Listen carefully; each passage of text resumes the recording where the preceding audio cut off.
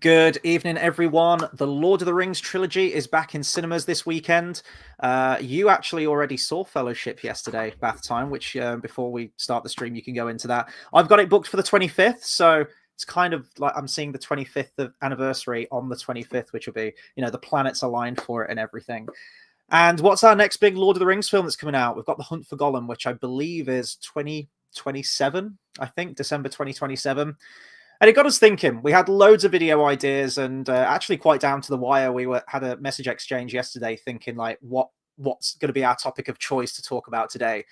And we eventually settled on other Tolkien stories pertaining to the Lord of the Rings, or the appendices, the greater lore of the Lord of the Rings, that we'd like to see adapted into a film someday.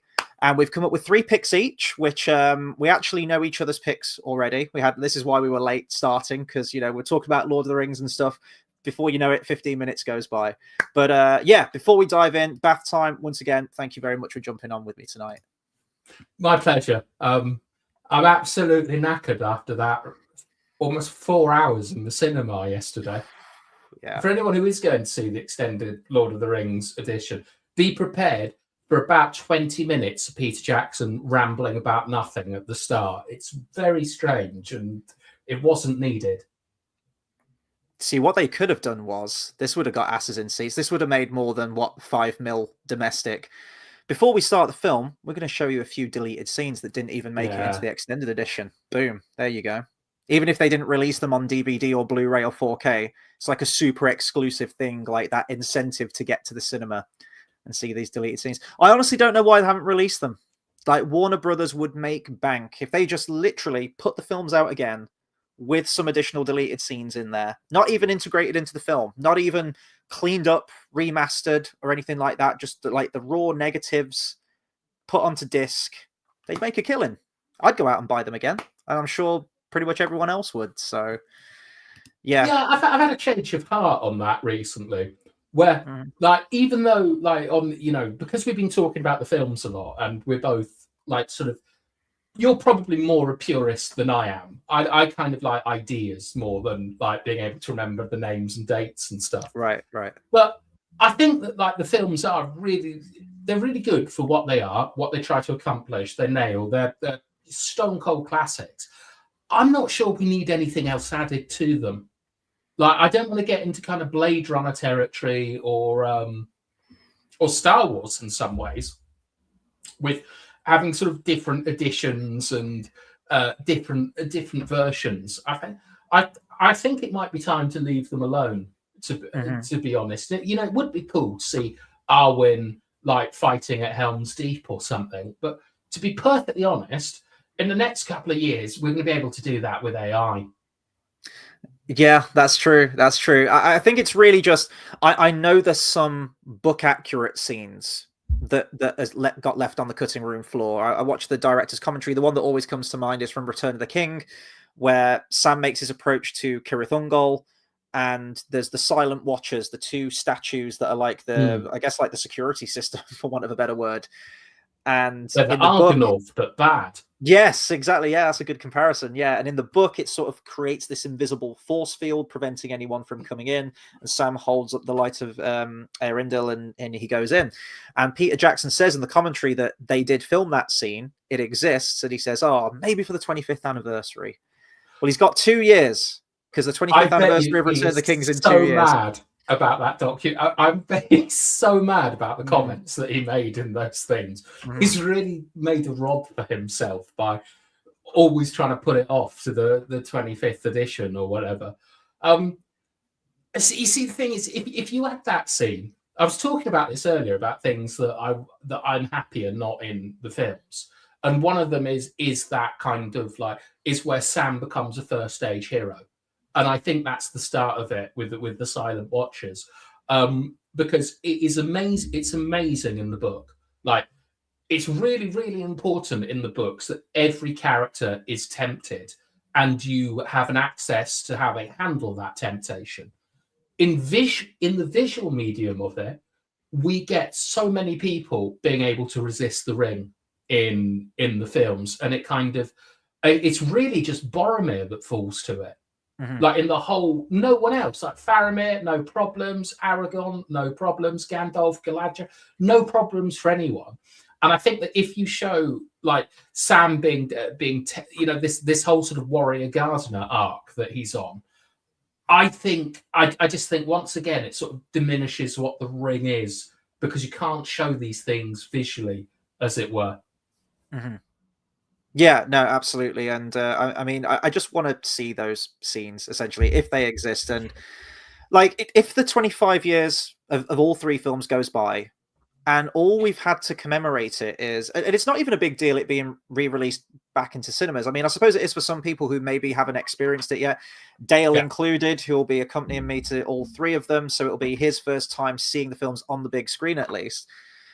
Like, I've bought the Empire magazine, like that they've done like an article for the 25th. Yeah. And it's like half of the magazine is just nothing. It's about whatever films are coming out that I don't care about. And it's this scant few pages towards the end that make up the 25th anniversary. Now the cover's nice, it's nice to buy it, it's nice to commemorate it. But if all we get is like 3 Empire magazines, and that's your big celebration to cap off your 25th anniversary of arguably the biggest trilogy of all time, I don't know. I feel a little bit shortchanged by that, to be honest. It's up to us. Like, you can't it's not up to Peter Jackson to do these things. It's like, I know. You look at things like The Thing. We all love the film The Thing. It gets shown every year. I think is it called the Scott Aronson Centre? It's like the research station in the Antarctic.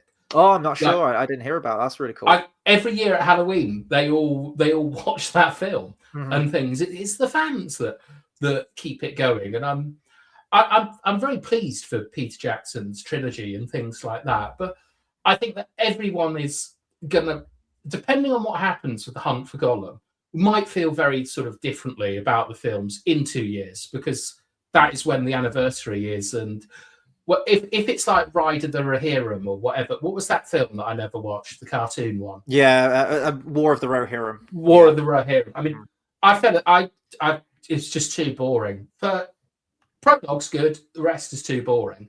If The Hunt for Gollum is an awful cash grab, and and you're seeing tired old men trying to recreate the glories of the past, which although is quite Tolkienian in itself, I think people will feel differently about it. All you want, Chris, is you want more of the trilogy. You just want more, but it's done, and it should lay in rest for me.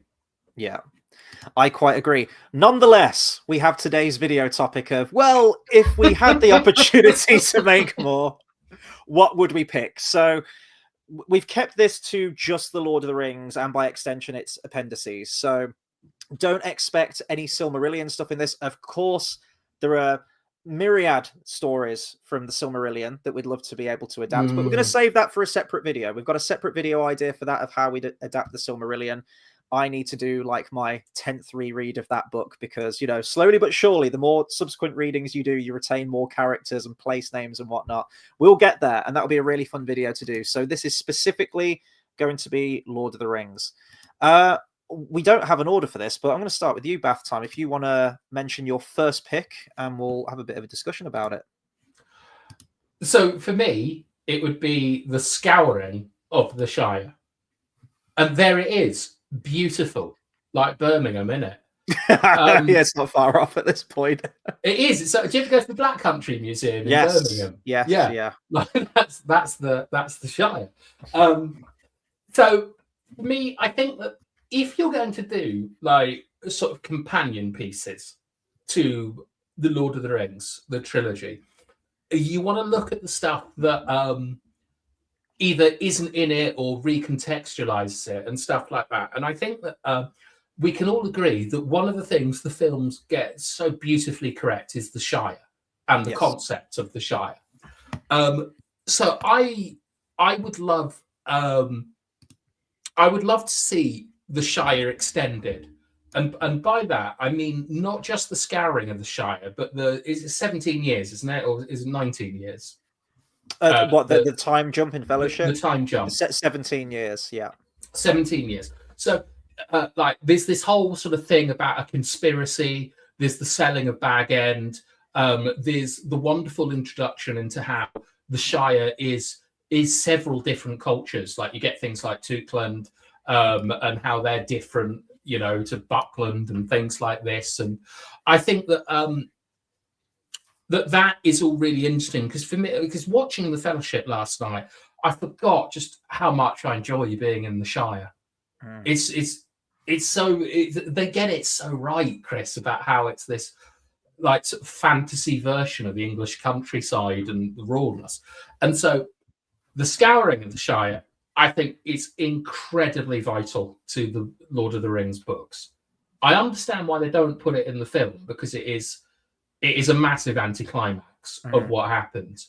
But for me, my first one would be having a complete version of that, maybe focusing on Lobelia, Sackville Baggins, as your main protagonist, and then the introduction of the Hobbits or the Fellowship much later, like, you know, in the third act or something. Because I mean, I suppose we should talk about the chapter itself in the book. I know Tolkien himself said he hated allegory. There is no way that chapter is not allegorical. Yeah.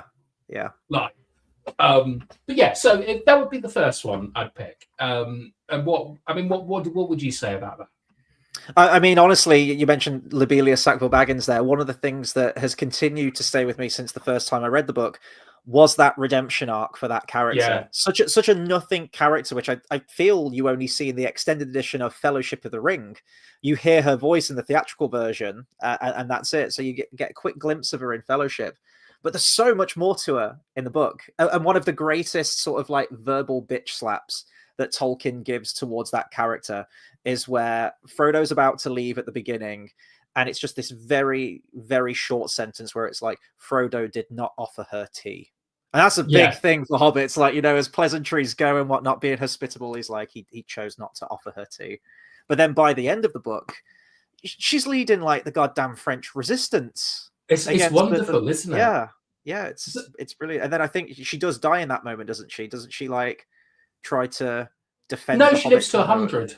Oh, does she? Okay. Yeah, oh no, it's her husband, isn't it? Is it her husband that fights it? Yeah, that's what I was thinking. I can't remember, because obviously Lothro. Yeah, that's it. This massive scene where she's like, because she's locked up somewhere with the rest of them, and then she finds out he's dead, and obviously it is really strongly implied that he's been eaten by Wormtongue. So he might not have been. This is Saruman who's told us this, so make up your own mind. But it's like the Scouring of the Shire is really good on several levels for me. The first one is it gives a better ending to Frodo, where Frodo basically is a massive hippie in the Scouring of the Shire, and he's pleading for he's basically acting like Gandalf. He's pleading for mercy and peace and all these different things. Whereas the Hobbits, maybe this is like the Ewoks to you guys, the Hobbits are incredibly bloodthirsty in the Scouring of the Shire. Like, and there's these great things where they get the ruffians in the middle of the field, and they're surrounded on all sides by archers. And one of the things I love so much about Lord of the Rings is it is written by someone who went to war, and he understands like tactics and strategy and things such as, you know, like I love Gandalf going to Weathertop. I love to be able to see everything. Like these details do it. And so when you've got sort of Merry and Pippin charging around, getting reinforcements, and you have this creeping sense of horror as the hobbits return to Bree and the Shire and so on, and you know they run into my boy Bill Fernie, and things. And there's a guy I can never remember his name. Is it Sandman or something? Sandyman, wasn't it? Sandyman. Yeah. Sandyman is genuinely terrifying when they meet him just before going to Bag End, and he's just loving how it's turned into a sort of dystopic, industrialized socialist republic.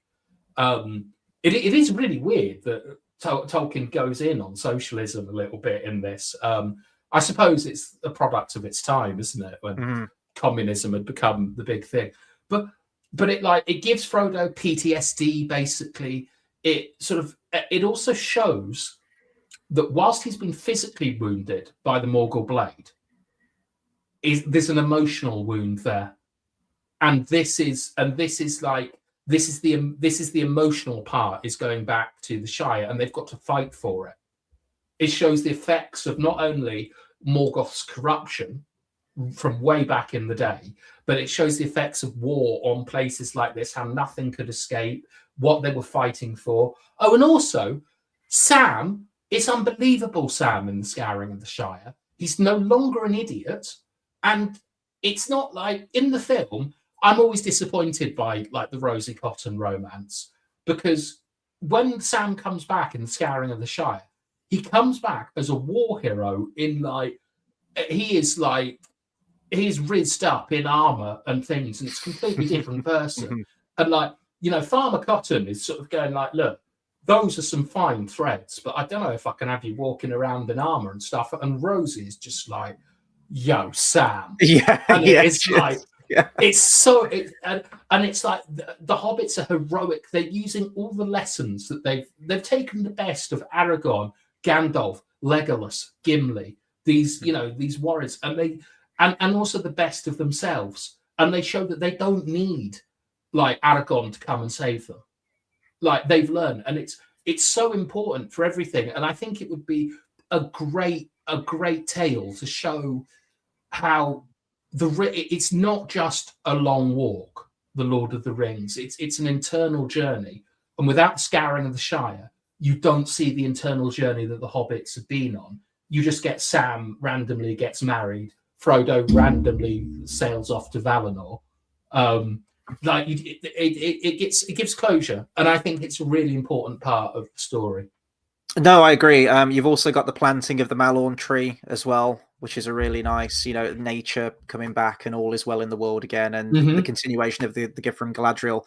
I know we've had this conversation before. One of my favorite aspects of it is the true end to Saruman's character, which ties into, you can go back to like the Silmarillion, like Eru Ilúvatar, and yes, what would you call it, like divine intervention and things like that. Obviously the really deep lore that the films don't go into, but it does kill me every time I watch the extended cut of Return of the King and Saruman is stabbed upon the tower, falls off, and I'm like, that's not how it should be. And I know I'm not getting the Scouring of the Shire, but every time that happens, I'm like, that's final now. Like, could you imagine seeing that for the first time, like expecting to get Scouring of the Shire, and you just don't get it? I don't know if they were quite open about that in the marketing. They were quite open about it. Oh, were they? Oh, okay. I think that the Scouring of the Shire has always been quite a divisive part of Lord of the Rings. The two most ones are obviously like Tom Bombadil, and the Scouring of the Shire, because the Scouring of the Shire is a very important part of like traditional myth, which is the hero returning to his community.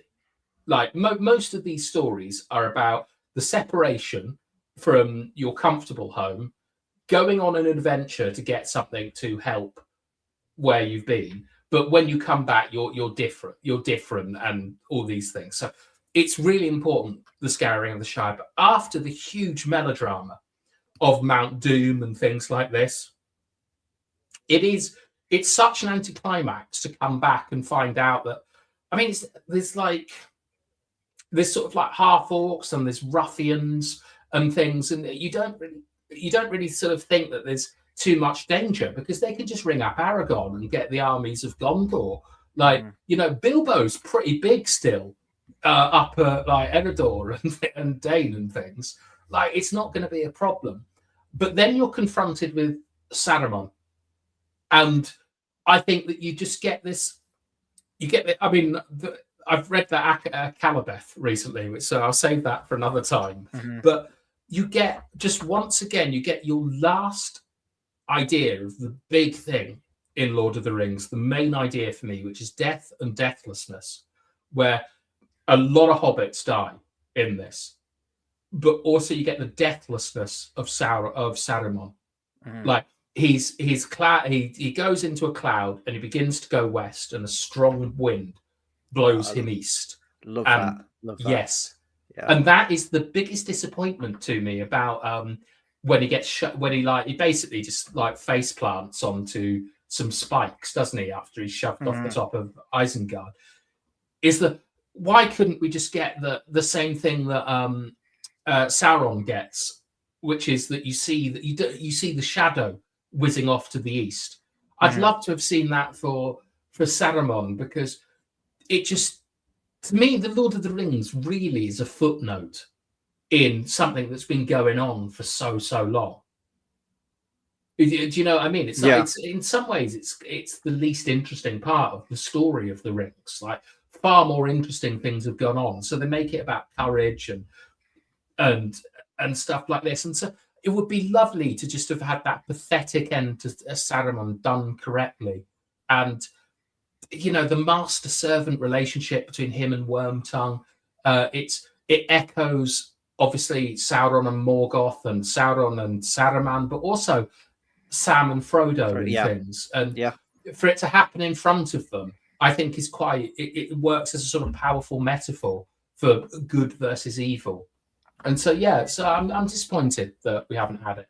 I mean, the film as we have it does try to have some kind of visual signifier of him landing on the very wheels, the machinery, the industry that he's created, and it beginning to turn randomly. I don't know why it starts turning, and the filth of Saruman is washing away. So there is an element of sort of like cleansing the palette, if you will. But it does miss out on that greater lore of the connotations of Eru Ilúvatar and the divinity of that, and Saruman not staying true to his purpose and being denied, you know, another chance at life, essentially, and being diminished into the east. JX says, I forgot about the planting of the Malorn tree. That's another point in the Dagor Dagorath echoes. To be honest, I see it more as an echo of Nimloth and of, I can't remember the name, Talperium. Yeah. Because if you think about it, right, you have the trees of Valinor, and when the Malorn tree is planted, you begin to get like golden-haired hobbits and things, and it is like the nearest recreation to Valinor is now the Shire, and I think that's really cool. That's a nice image.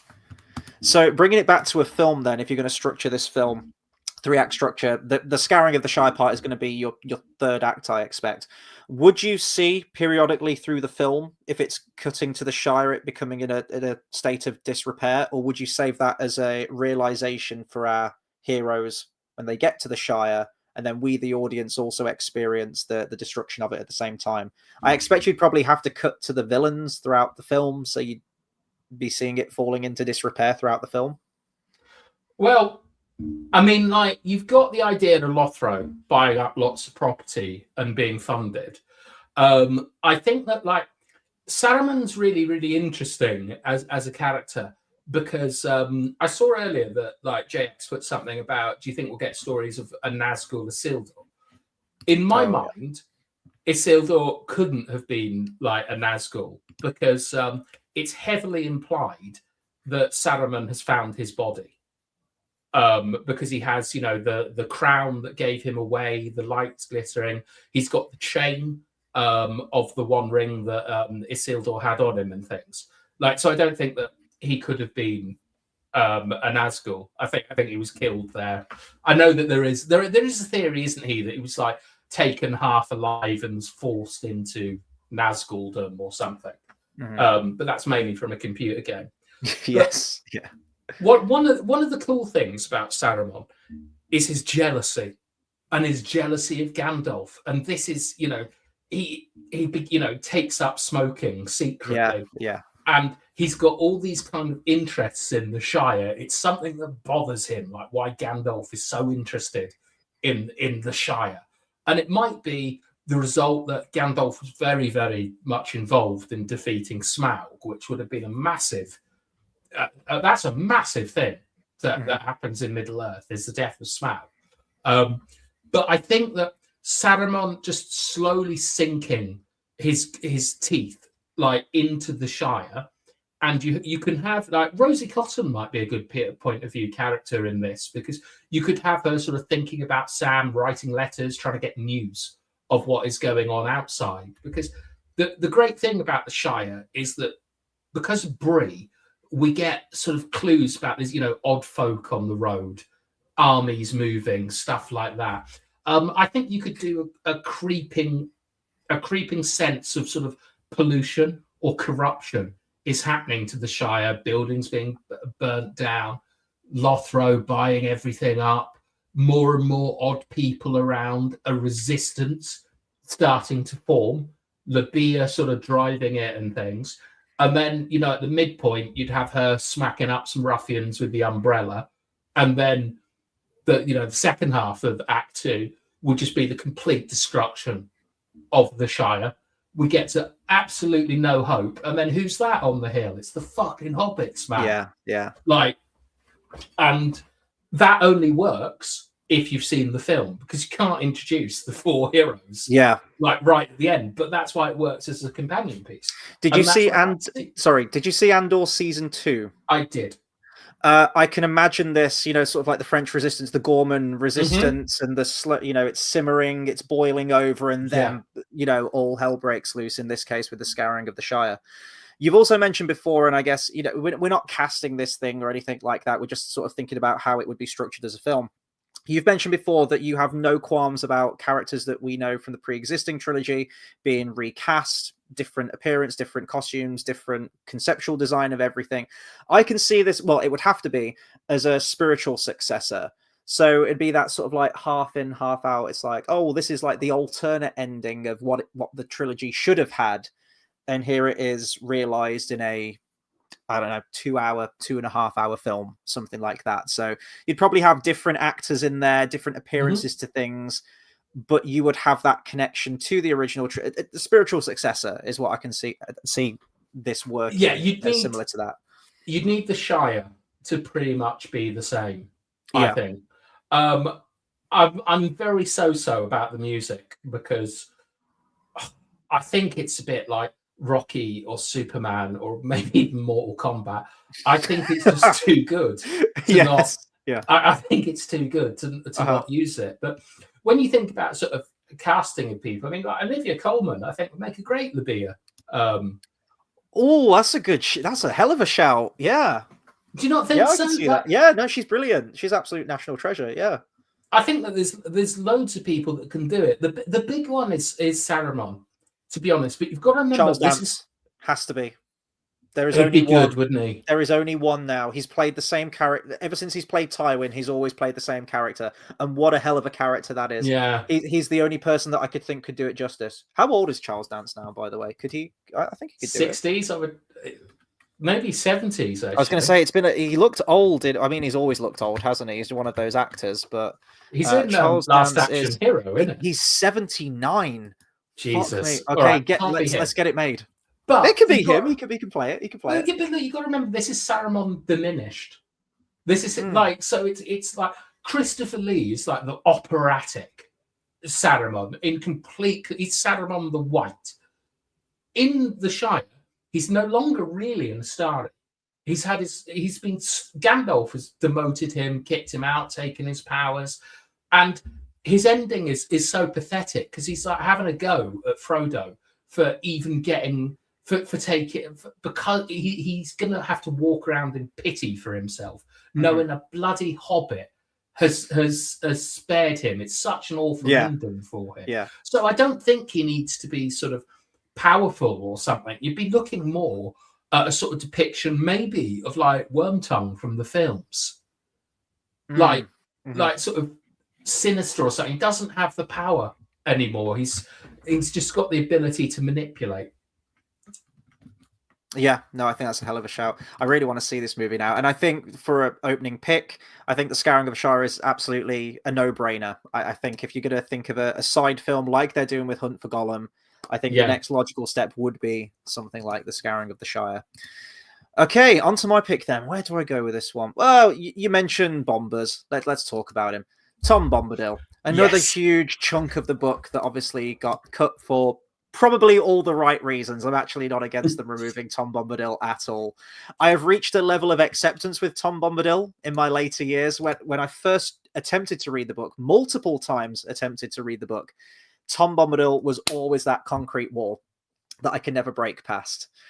And you've even seen adaptations of Tom Bombadil now in, God, I'm going to have to mention its name, The Rings of Power, where their attitude was, well, he wasn't adapted in the films, so fuck it, we'll throw him into this. They did the same with the Barrow-wights as well. Is he in Ruin or so? Where is he? He's something crazy, isn't he? He's in Rune. I guess he's got a holiday vacation home in Rune. It's Old Man Willow in the desert.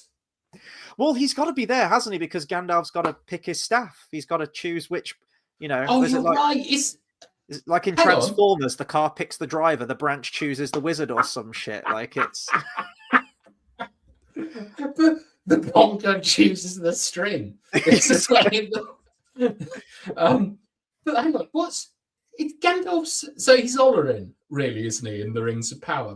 Yeah. Is Comes that to where Middle Earth via from? meteor. Yes, yeah. From Old Man Willow. Yeah, and then he gets his name from random Hobbit chick who's also in Rune, who calls him Grandel. Oh yeah. Yeah. They've got a colony of like hobbits living there. They all look like the people from Star Wars. They've got the Tusken Raiders. I remember thinking, what on earth is this? Yes. You're right. And then Mance Rayder from Game of Thrones is Saruman. That's right. He is. It's so crazy. It's so mental. I'm not doing a rewatch of that before season 3, by the way. I don't think I have the strength. But anyway, point is, Tom Bombadil's been done before. So we have 3 big chapters from the book that get skimmed over. And the beautiful thing about this is it's kind of like a spiritual successor idea as well. I think Philippa Boynes even mentions this, is that it hard cuts from Buckleberry Ferry to them arriving at Bree.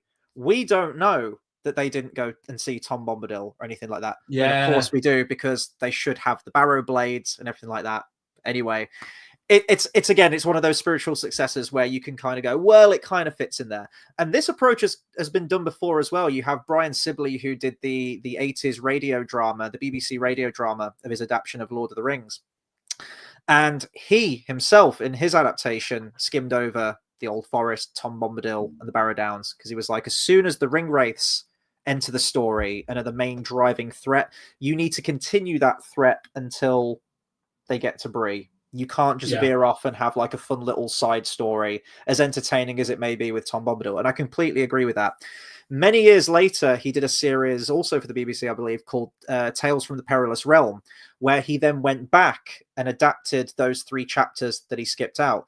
Now, I think he only had 1 returning cast member. I think it was the voice of Gandalf, but everyone else, Bill Nighy as Sam and Ian Holm as Bilbo, had to be recast because they weren't available to come back for it. So even that is this sort of, well, you can kind of place it into the original radio drama. It's a different cast, but that's where it belongs. And that's kind of one, isn't it? Yeah. And that's where I think the home of this movie would be. And essentially, you have a 3-act structure. You've got your 3 chapters, and you just develop it as such. Now, how entertaining this would be, like the big threat, the overarching threat of everything, I guess you'd probably have to focus more on the Barrow-wights themselves. They'd have to have more of a point. You'd have to embellish it, definitely, and it wouldn't be a completely faithful adaptation, but there'd be a sense of evil and darkness coming into the world from the trees, Old Man Willow, and the evil spirits that have been sent down many years ago from the Witch King that now populate the Barrow-downs. But I think there's something there. I think it'd be really cool to see all this visualized. You could really lay into that enigmatic quality to, well, who is this Tom Bombadil? Is he Eru Ilúvatar? Is it, we don't know who he is.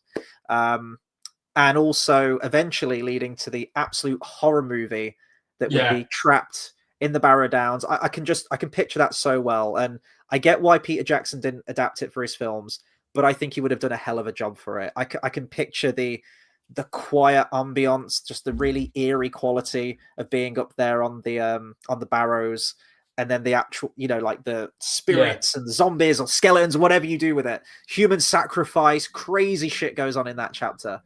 And I think it'd be great. And the final shot would be them, as the sun comes up and you just see Bree on the horizon after Tom Bombadil leaves them. The sound of horses. Yes, Fatty Lumpkin.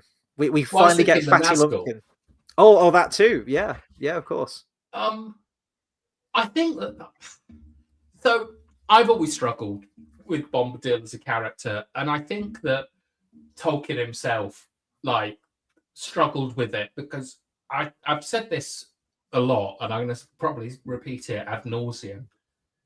The Council of Elrond is where everything changes in Fellowship, and you realise you're in you've had hints that you're in a sort of a rich world, but at the Council of Elrond you get into a big world and all the things that are happening. And if you come from the Hobbit, which is kind of the route that you would hope a reader has come from, the Nazgul are portrayed very, very differently in the books to the films.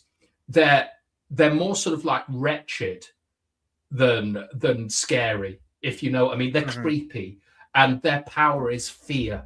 And it is, at heart, it is still kind of a kid's book in the Shire. Like, it's a bit silly with, you've got all this weird stuff about how Bilbo eventually turns into Father Christmas. Do you remember that weird tradition of a man? There's something that happens where Bilbo obviously disappears at his party, and Tolkien just makes this little sort of side note about how 500 years later there's a tradition of a man disappearing and bringing you presents and things, and it's just a little sort of note towards Bilbo becoming Father Christmas. Is that in the book? Is that in the book? Oh, I've completely missed that. All these rereads. I'm have to catch that on another reread. I've got. Where is my copy? I'll fish it out before the end of the show. But it's just this tiny line that I've always loved because of just how kind of silly it is, but how it brings life to the world. And I think that when you say, when you talk about the radio adaptation, I'm sure it's excellent. I've never listened to it. You've got the driving force as the Nazgul as sort of as scary and doing everything on. In the book, they're not a driving force to me for why they're going on that journey. It's more Frodo becoming a man, separating himself from Bilbo, going on an adventure, and that these are sort of like secondary antagonists, as it were. The main antagonist is having to be in secret, and it's actually a bit of a game at the start. Do you know, it doesn't really feel serious, and the Barrow-downs is where things become serious. It feels very, very similar to stuff like Beorn in The Hobbit to me. The meeting. He's quite a similar character, I think, as well, isn't he? His function in the story, at least. Yeah, absolutely. Yeah, he offers sanctuary in a scary location, but also he carries a hint of danger to him. Yeah. And Bombadil, I'm not saying he's creepy, but he's written with the intention, I think, of that there is mystery. And mystery can be scary as well as awe-inspiring. And there's something, he's so clearly out of place and unconcerned with a lot of weird things going on and a tree that's trying to eat everyone, that there's something wrong about it, that he doesn't belong here. And he's so unconcerned with his lack of belonging that you understand that there is a deep power there, or that there's something beyond him. And so, sorry, I just need to sneeze. Go for it. Let it out. Break the dam. Release the river. This is awful. You're doing the face right now, aren't you? The face of I'm needing to sneeze. Vinegar strokes. But so I disagree with the idea that it slows down when you meet Tom. I actually think it speeds up. I think this is the moment where the hobbits realise that there's that Bilbo's stories are true. All these things they've heard, they've never experienced them. They're just stories. But now they're beginning to see that the world is beautiful and exciting, but it's dark and it's scary. And I think that there's some really good opportunities here. I don't want to jump to, I know what one of your things is, but I think that what you can do here is you can introduce to a movie-going audience a little bit about the idea of Morgoth and corruption. And you might also subtly introduce the idea of Eru Ilúvatar as well, which would be nice for Tom Bombadil, as a lot of people, me included, think that the most sort of like compelling argument for him is that he is a remnant of Eru Ilúvatar's original song. I think JX has mentioned that, because me and JX always debate the topic of Tom Bombadil as well, and I think he's mentioned that. What's JX think?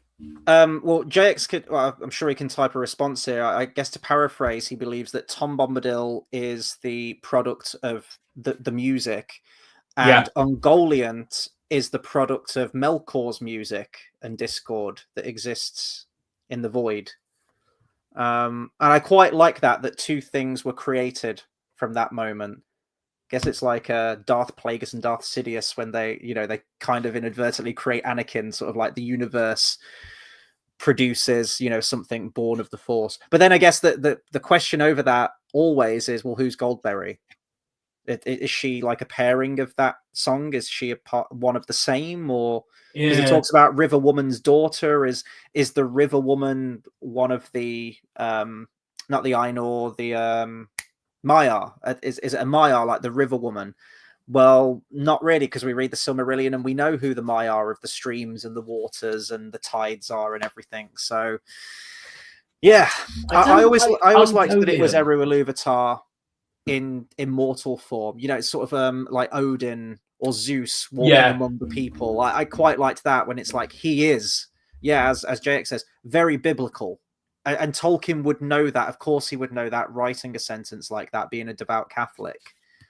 But then in letters, he then refuted that and said, absolutely, he is not Eru Ilúvatar. So we're back to square one. And we don't know. I don't like Ungoliant being a product of Melkor's what's it called? His discord, where discord. he was battling back against Eru, because Ungoliant is sort of like defined by greed, really. Like, she would basically consume the world if she was given the chance. Like, her hunger is, she gets even more hungry after like eating the trees and so on. And it's strongly implied that like Melkor once again has to ask for a bit of help. Yeah, he does. The Balrogs have to come in clutch, don't they? Yeah, and so I don't know if it's not greed that motivates Melkor to sing that song. It's more so that doesn't work for me. And also, Tom is such a bimbo. Like, I mean, like, there's a famous line, isn't there, about like Gandalf saying, like, look, we could give the ring to Tom, but he'd just lose it. He doesn't care about these things. Yeah. I'm perfectly fine with the existence of Tom Bombadil, but he does feel it is such a weird sort of insert from Tolkien, and I've always enjoyed the fact that Tolkien doesn't really understand quite a lot of Lord of the Rings. Like, it's something that he was constantly thinking about and inventing. But I definitely would like a Barrow-downs film, because when we sort of get to the Return of the King, in terms of the film, it is an action film at this stage with like sort of superhero entrances and it's a bit soap opera, a bit wrestly. I think that the importance of the Barrow-down like daggers is just there's nothing really there in the films, is there? And it doesn't show how there is this kind of idea of like luck in Lord of the Rings being part of like Eru Ilúvatar or a plan, as it were. And it must have been his plan for them to come and meet Tom to get those daggers, because the defeat of the Witch King is something that has, once again, it's just a footnote in the Witch King's story, his death, which might lead on to something else you want to talk about later. So I'll leave that there. Jake says, the same way Ungoliant had children that were essentially smaller hers, like Shelob and Mirkwood spiders, I think Tom had his own children who were also just smaller peace-loving little Toms, and by extension he means the hobbits from previous conversations I've had with him. That's nice, actually. I quite like that. I mean, it's up for grabs, isn't it? Really, because just Tom Bombadil's just a big question mark. So I think you can read whatever you want into it. I've always seen Tom as sort of like the constant of nature and the essence of fairy as a genre, and it's sort of that, sort of what you were saying about it's the whimsical adventure is over now. Now you're getting into the wide world where, you know, definitely at the Council of Elrond there is that turning point, but I think especially when they get to Bree and things get a little bit more serious and a little bit more sinister. Yeah. And it's the fact that he has like a realm, doesn't he? It's almost like the girdle of Melian, or the protective barrier that Galadriel has in Lothlorien. He has his own little kingdom in the old forest that he inhabits, and that's where his power is needed and where he belongs. And I always see Goldberry as sort of the chaotic nature of the changing of the seasons. Tom Bombadil is the right, like Persephone. And, yeah, similar to that. Yeah. And there's always that. I mean, he speaks in song, doesn't he? And there's always that one line that keeps coming back, and he's like, "And Goldberry is waiting." And I don't know. There is something a little bit creepy about that. How it's almost like I'll give you the most stupid theory that I can possibly come up with that has just come into my head now. Goldberry. This is wild. Goldberry and Bombadil are the redeemed Melkor and Sauron. Okay, this needs an explanation. Please continue. No. Wouldn't it be nice if you think of the Norse cycles of things like Ragnarok and how things repeat itself again? Yeah. If we got Dagor Dagorath and Melkor and Sauron repented for their crimes, as you know, Sauron again. Well, Sauron didn't, did he?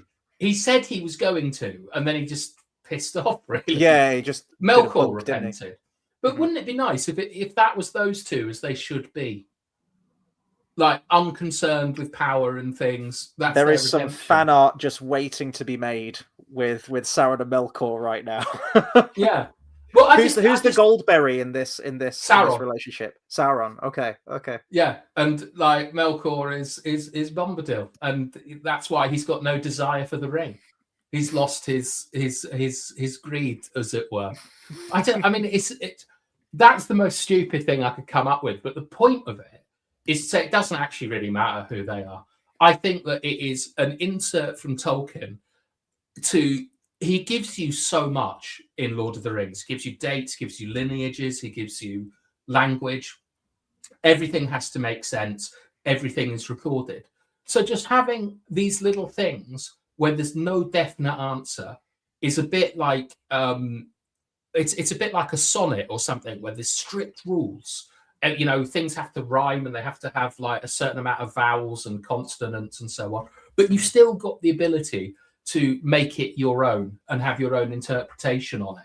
So the most stupid theory I could come up with, which was just, you know, Sauron and Melkor are Bombadil and Goldberry. I just want to see Morgoth bringing water lilies to Sauron. Yeah, like that needs to happen. But the point of it is that you can come up with a very, very stupid theory and you can find some way of grounding it. And that, I think, is the narrative point of Bombadil, is he allows everyone to kind of have their own version of the Lord of the Rings and make it personal to them. Yeah, no, absolutely. And I think that whenever I've read The Lord of the Rings, there is this sense for me that the first half of the book was very much Tolkien discovering the story. There is sort of an aimlessness to it, a little bit meandering, and it's very episodic, following very much like The Hobbit. And then for me, it's when they do hit Rivendell, that's when you get all the lore and the tone just clicks, which then remains constant throughout the rest of the trilogy. But that first half does feel a little bit out of place, Tom Bombadil sort of being the poster child of all of that. But what I love is that Tolkien never went back and rewrote it. I know that Tom Bombadil, the character, was based on, I think, like, was it like a Danish doll or something that his children played with or something, that had the blue jacket and the hat with the feather and the yellow boots and everything. So maybe it was an aspect of that his children who are now growing up have like a piece of nostalgia within the text, because they would have been brought up with him recounting the story of the Hobbit, which was very much a bedtime story for his kids. And now, was it like 20 years on, however many years it was after the Hobbit was released, there is that element of childhood quality to it and nostalgia, maybe. I don't know. And then even Tom Bombadil's mentioned at the Council of Elrond, where they say, well, why can't we just get this Tom guy to do it? And they're like, yeah, no, he'd forget about it. So that's not a good idea. But then also at the very end, when all's said and done, Gandalf mentions that he's going off to converse with Tom Bombadil, which then all of a sudden draws attention to him again, and this newfound importance for Tom Bombadil character. And I like that Tolkien never went back and rewrote it and thought, oh, well, I was kind of making that up as I went along. He doesn't really fit. Let me just restructure the story and keep it more tonally consistent. It was in there for a reason. So how this would function as a film, I don't know. There isn't really any direct threat. There would be an element of Frodo sort of taking charge and becoming stronger as the film goes on. He's completely helpless in the old forest and has to shout for Tom Bombadil. And granted, he has to do that in the Barrow-downs, but he definitely overcomes his fear and at least gathers himself enough to then call for aid. So there'd be an element of overcoming dangers, but in terms of an actual direct threat, it's difficult because it is a very episodic series of chapters, and I don't think there's really much narrative through line to make it a movie. So you would have to add a lot of embellishments in there, whether it's the direct threat of the ring wraiths that are pursuing them or whatever it happens to be. There'd have to be something there to make it function more as a film, I think. Yeah, I'd agree. I think that to be honest, the most compelling theory I find is that Tolkien just wanted to put his daughter's doll into the books as a sort of Easter egg for her. And, 50 years later, idiots like me are sort of like going, so what is the point of Tom Bombadil? We all are. Yeah.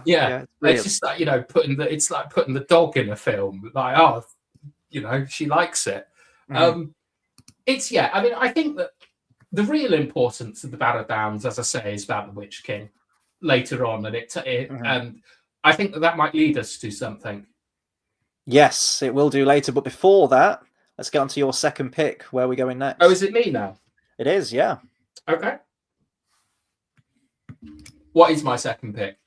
Well, you have two. We could go to the land of dwarves, potentially, or we could stick with the sinister Nine Riders. Where do you want to go? They're kind of the same thing in some ways, but just different versions of it. I think that World War Nazgul is one that I find very interesting. Look at them. Lovely. Yeah, I think that one of the things I certainly noticed from the screening last night is the effect of the Nazgul on like the younger parts of the audience. They're basically the prime antagonists for half of the Fellowship of the Ring, and then they disappear. And we don't, we get cameos from them in Return of the King, where Sam and Frodo, like one of them pops up on a fell beast, and Sam has to stop Frodo giving him the ring and so on. And then we see them flying about in Return of the King, I think.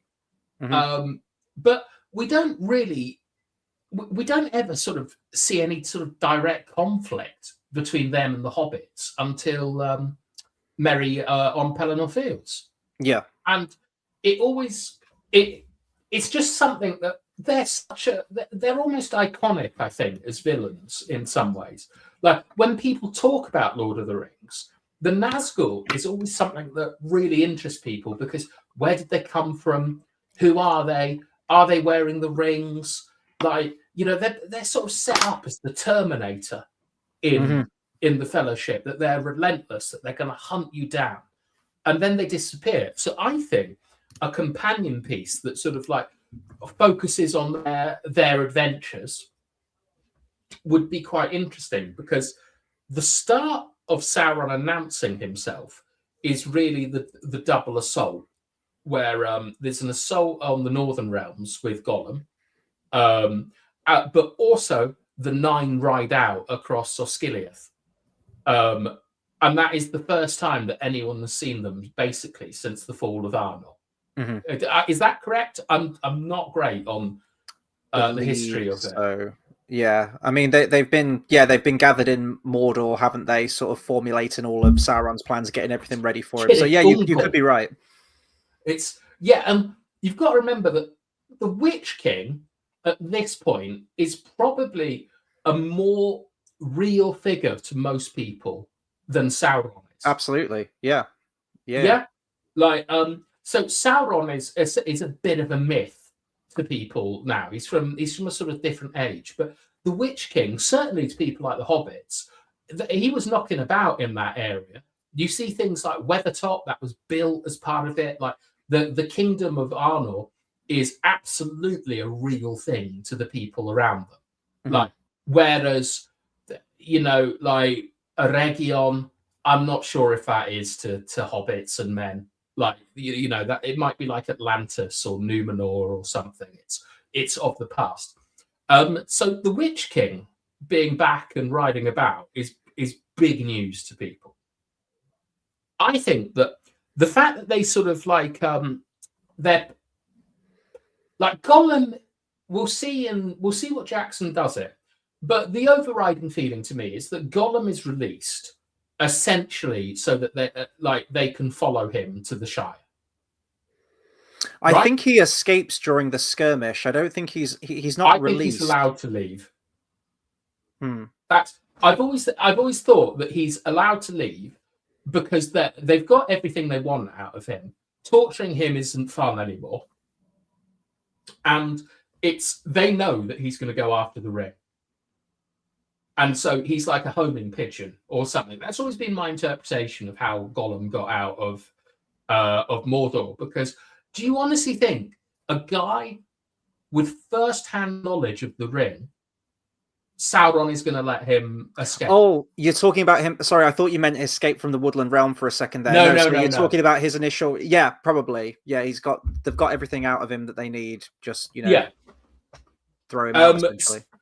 So you've got the Nazgul also running into Wormtongue on the way to Isengard. You've got Saruman obviously dealing with the Nazgul. But what I like about this is the idea that the Nazgul are searching for the Shire, and it takes them all over Middle-earth, really, looking for it and talking to people. And I think that that's a really good way to expand the world. Because from the films, Middle-earth is basically the Shire, Moria, Lothlorien, Gondor, Rohan, and Mordor. Mm-hmm. That's really all we get. But for me, I think that like the fact that they sort of split up into two parties, they ride around, gives you the opportunity to see more of the world. Unfortunately, the problems with World War Nazgul is that after the Fords of Bruin, they basically just have to walk back to Mordor. So that portion of the story, when you first pitched this to me, you were very cryptic. You said like Nazgul spin-off film. I can't remember your words exactly, but it was very vague. It was Nazgul. I'm thinking, right, where are we picking this up from? Are we picking it up from where they're washed ashore? Are we doing the whole Gandalf? Like Gandalf takes on 9 fucking ring wraiths on Weathertop, and it's amazing and it's awesome. And like I think the sparks from it can be seen from Bree. It's this huge, like massive conflict, which would be great to see in this film somewhere too. So yeah, I didn't know where we were going with this, but the one thing that I've always said I would love to see as a spin-off TV series, this comedic series, is picking up right when they've just been washed ashore. Yeah.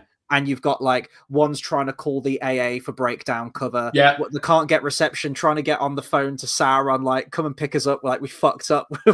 we need a pickup. One's trying to get an Uber. One's wringing his like robes out at the side of the river. Yeah.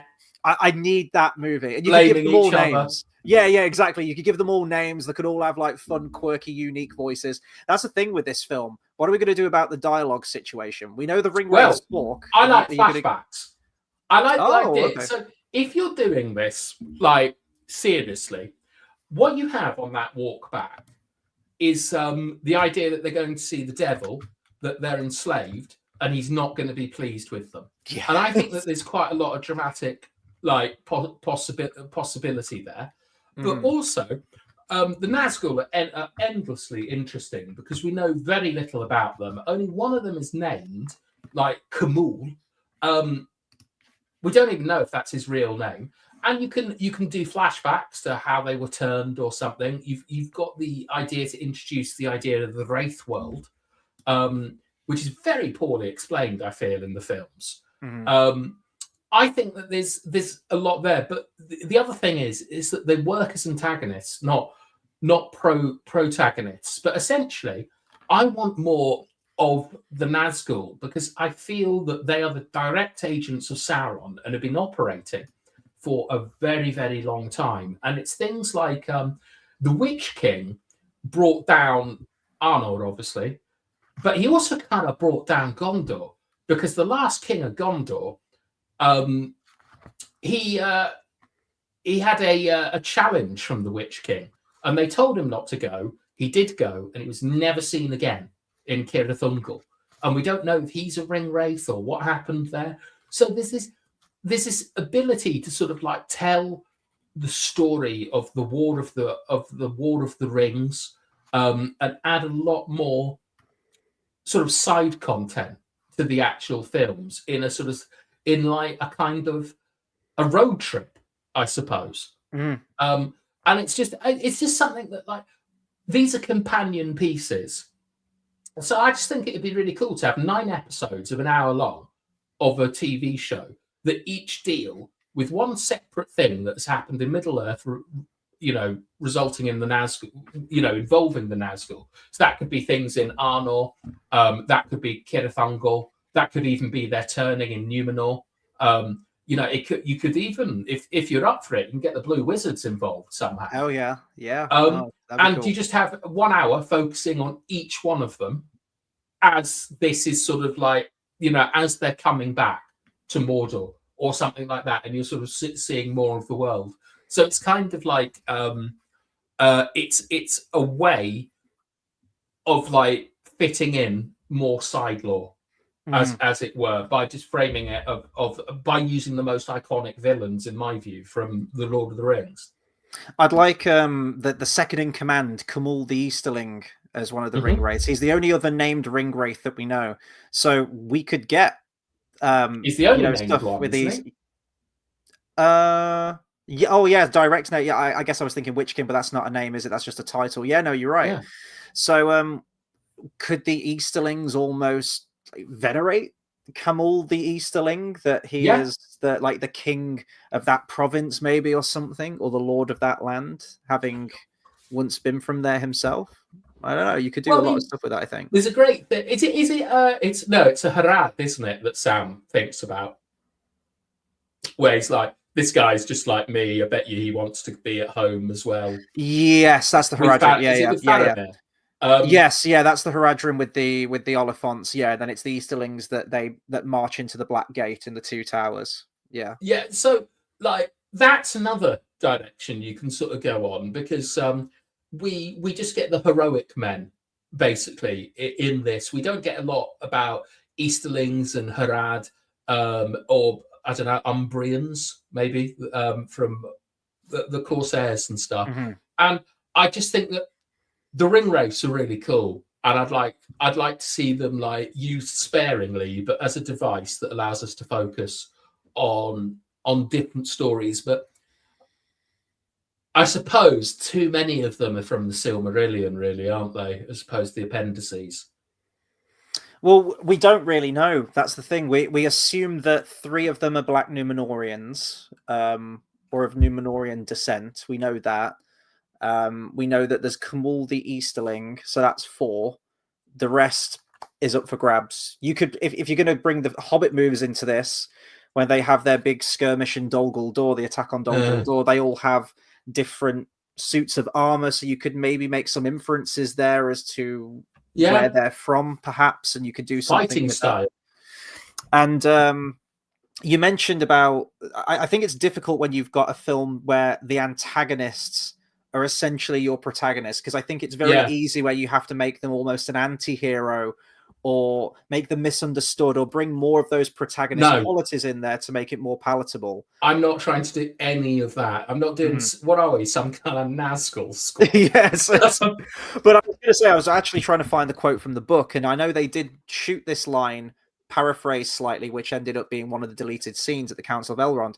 When the Fellowship is formed, Elrond says to himself, 9 companions in answer to the 9 riders. Yeah. So you can almost make it this inversion of the Fellowship of the Ring, but it's the bad guys. And that could be really cool to see.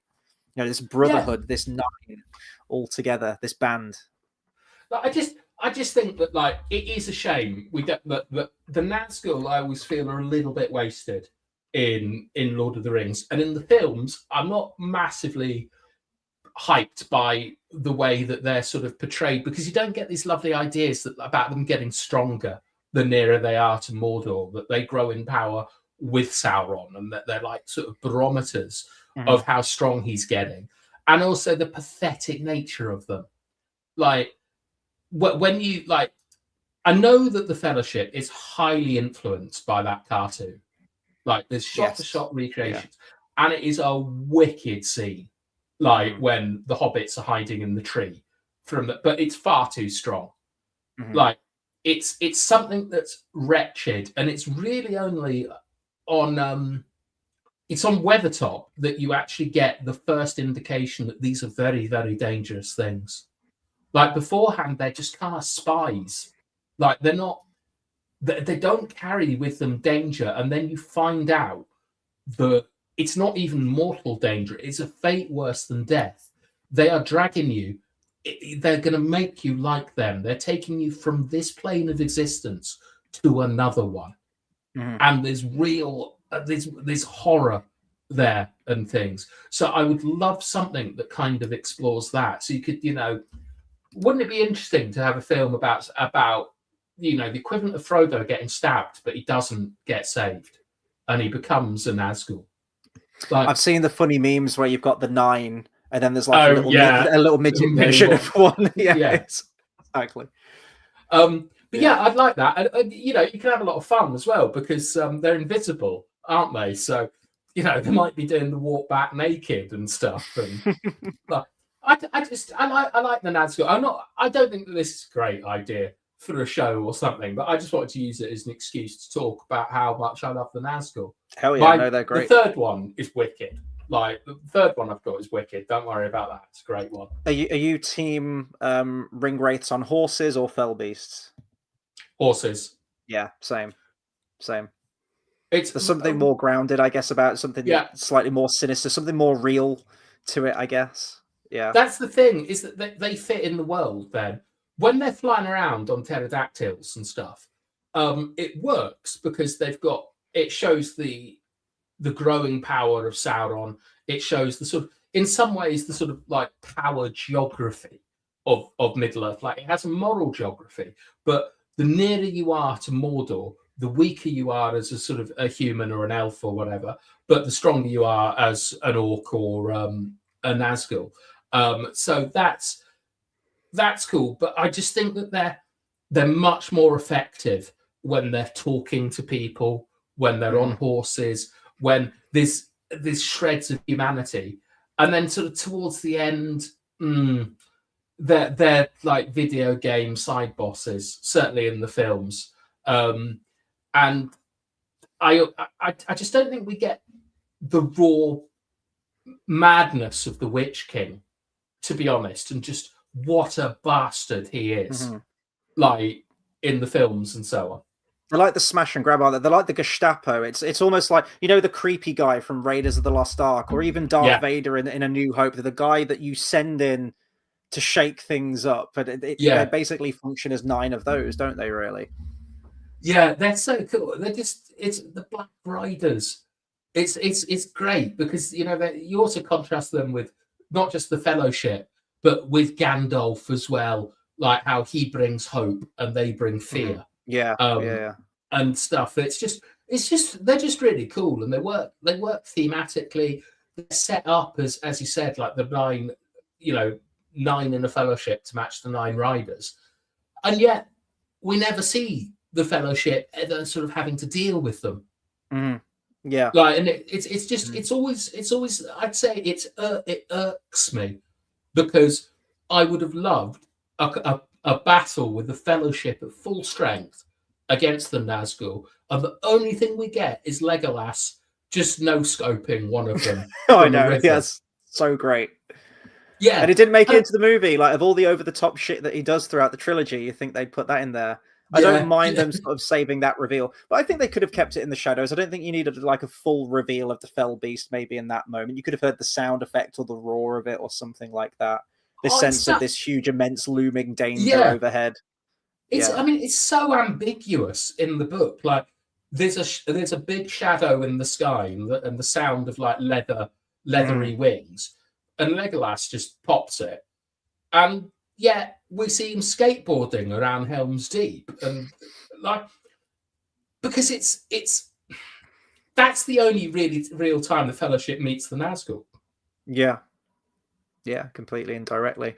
This is a bit of a story from my past. So I had a mate, and you've seen In-Betweeners. Anyone from the UK has probably seen In-Betweeners. Jay from the In-Betweeners. Right. We all know a Jay in our life, right? Yeah. And I remember we went to see Return of the King, and I think it was in the lead up to the extended edition coming out. So I don't think the Return of the King extended edition had come out yet. I think that was coming out the subsequent year. And he was on the phone to me, and we were talking about what the deleted scenes were. And he, bit of a Billy bullshitter, and he was like, "Oh, well, I've actually heard of one of the scenes, what it's going to be." And he says it's going to be a scene. Now, if I'm remembering rightly, it was either the Ringwraiths going to Sauron. So this could have been Two Towers or something, actually, now I think about it. And him saying, you can use these for the war, being the Fell Beast. Actually, no, now I think of it, it could have been Gothmog going to Sauron and him saying, you can use these rhino things. You know, like you see the rhinos pulling Grond. And these like random creatures that we haven't seen before, and that's their one cameo in the film, and they look badass, and there's no explanation. And I think he mentioned that it's like Gothmog goes to the tower, and Sauron's like, I have these rhino things you can use for the war. I love it. And he got me so fucking hyped for it. And when I got the extended edition, I watched it. I was like, mate, there's no rhino scene. It was like, oh, isn't there? I thought I heard that was going to be a thing. Yeah. Oh, it's like, I don't know, like James Bond and Q or something. Sauron giving him some gadgets. Exactly. I love it. Yeah, mate. My dad got an early copies at a Marrakesh market, and he saw it, and it's good. Yeah, I know people. Yeah. One more story pertaining to that, because it's on the subject of Lord of the Rings. The Return of the King video game, one of the best video game tie-ins ever. He said that there was a super secret character you could unlock once if you leveled everyone up, all of the playable characters and the secret characters up to level 20, and then on the character selection screen, and he gave me the code. He was like, if you hit PlayStation 2, like square, down, left, you know, a cheat code. He was like, if you get it on the character select screen and you type in this code, you can unlock Gollum as a playable character. And I thought, this checks out, because you see Gollum running around in the video game, you know, the Osgiliath stuff or the Crack of Doom level at the end where you have to fight him. And I thought, I want to play as fucking Gollum. I don't know how that's going to work, but the amount of hours that I grinded on the Minas Tirith courtyard as all of the characters leveling up to level 20. And I did it. I fucking did it. And then I got to the character select screen. And I think one of the buttons in the cheat code was X, which is the select button. So I was on the character select screen, I was typing in this code, and I hit X, and it just selects a character. And I'm like, no, back, right, I mustn't have done it right. And then I realized, again, it was bullshit. And I thought, I love these people. They're so great. Like, two random little anecdotes I wanted to throw in there. I never played that game. There's big rumours that a huge Lord of the Rings RPG is going to be announced quite soon. I thought they mentioned that, and then I heard that all plans had been shelved. Now, I don't know if that's shelved, it's never happening, or shelved as in we'll pick it up in a year or two. So I don't know. There's definitely an audience for it, though. Yeah, I suspect what they might do is something similar to Star Wars, where they sell a license to just do everything to one company. But I mean, I saw in my YouTubes the other day, there's some sort of strategy game or something. I don't know what it's called, but it's got the most ridiculous mod for Lord of the Rings. Like, I mean, it's got all of Middle Earth and Like there's loads of sort of like loads of stories that are all from the Silmarillion and things. It's Total Empire or something like that. Sure, but JX has just mentioned one, asking if you've played the Shire Skyrim mod. I have yet to play this the Shire Skyrim mod. I have heard of it, and I do quite enjoy Skyrim, but I also don't really like other people's interpretations of Middle Earth, and certainly in computer games, it always feels half baked. Like it's always passion projects, and I think that they're really cool, but they never match the production that you really want. So I find them ultimately disappointing. Like I've done stuff like in Skyrim, like you can mod Weathertop in and things like that, and it's quite it's cool and things, but the Shire lives in my head, and that's where I kind of play in the Shire and stuff.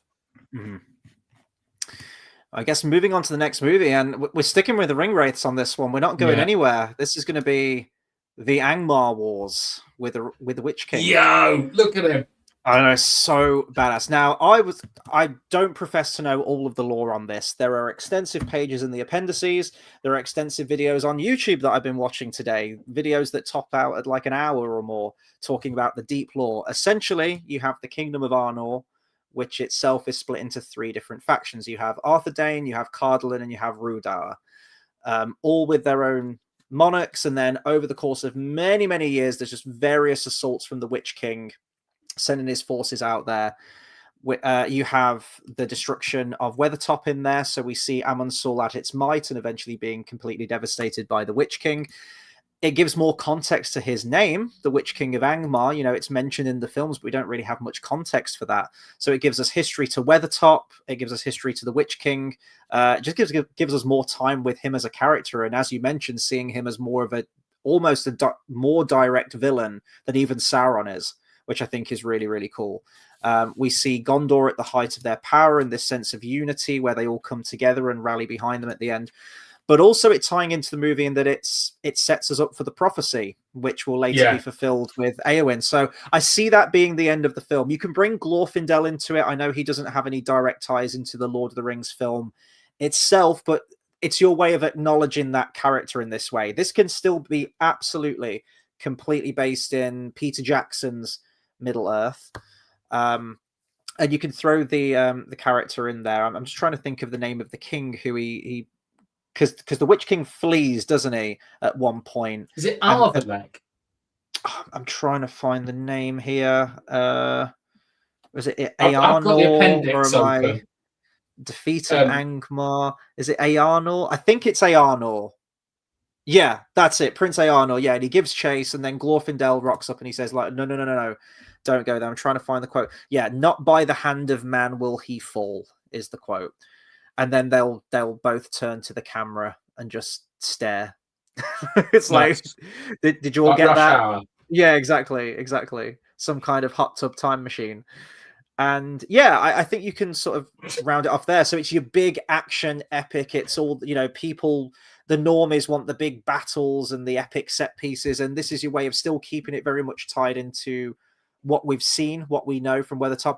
I guess there is some muddy water here. Now we get the Hobbit films and Peter Jackson's Middle-earth saga, because you have the Witch King of Angmar being killed and his body is taken to the high fells of Rhudaur where it's buried.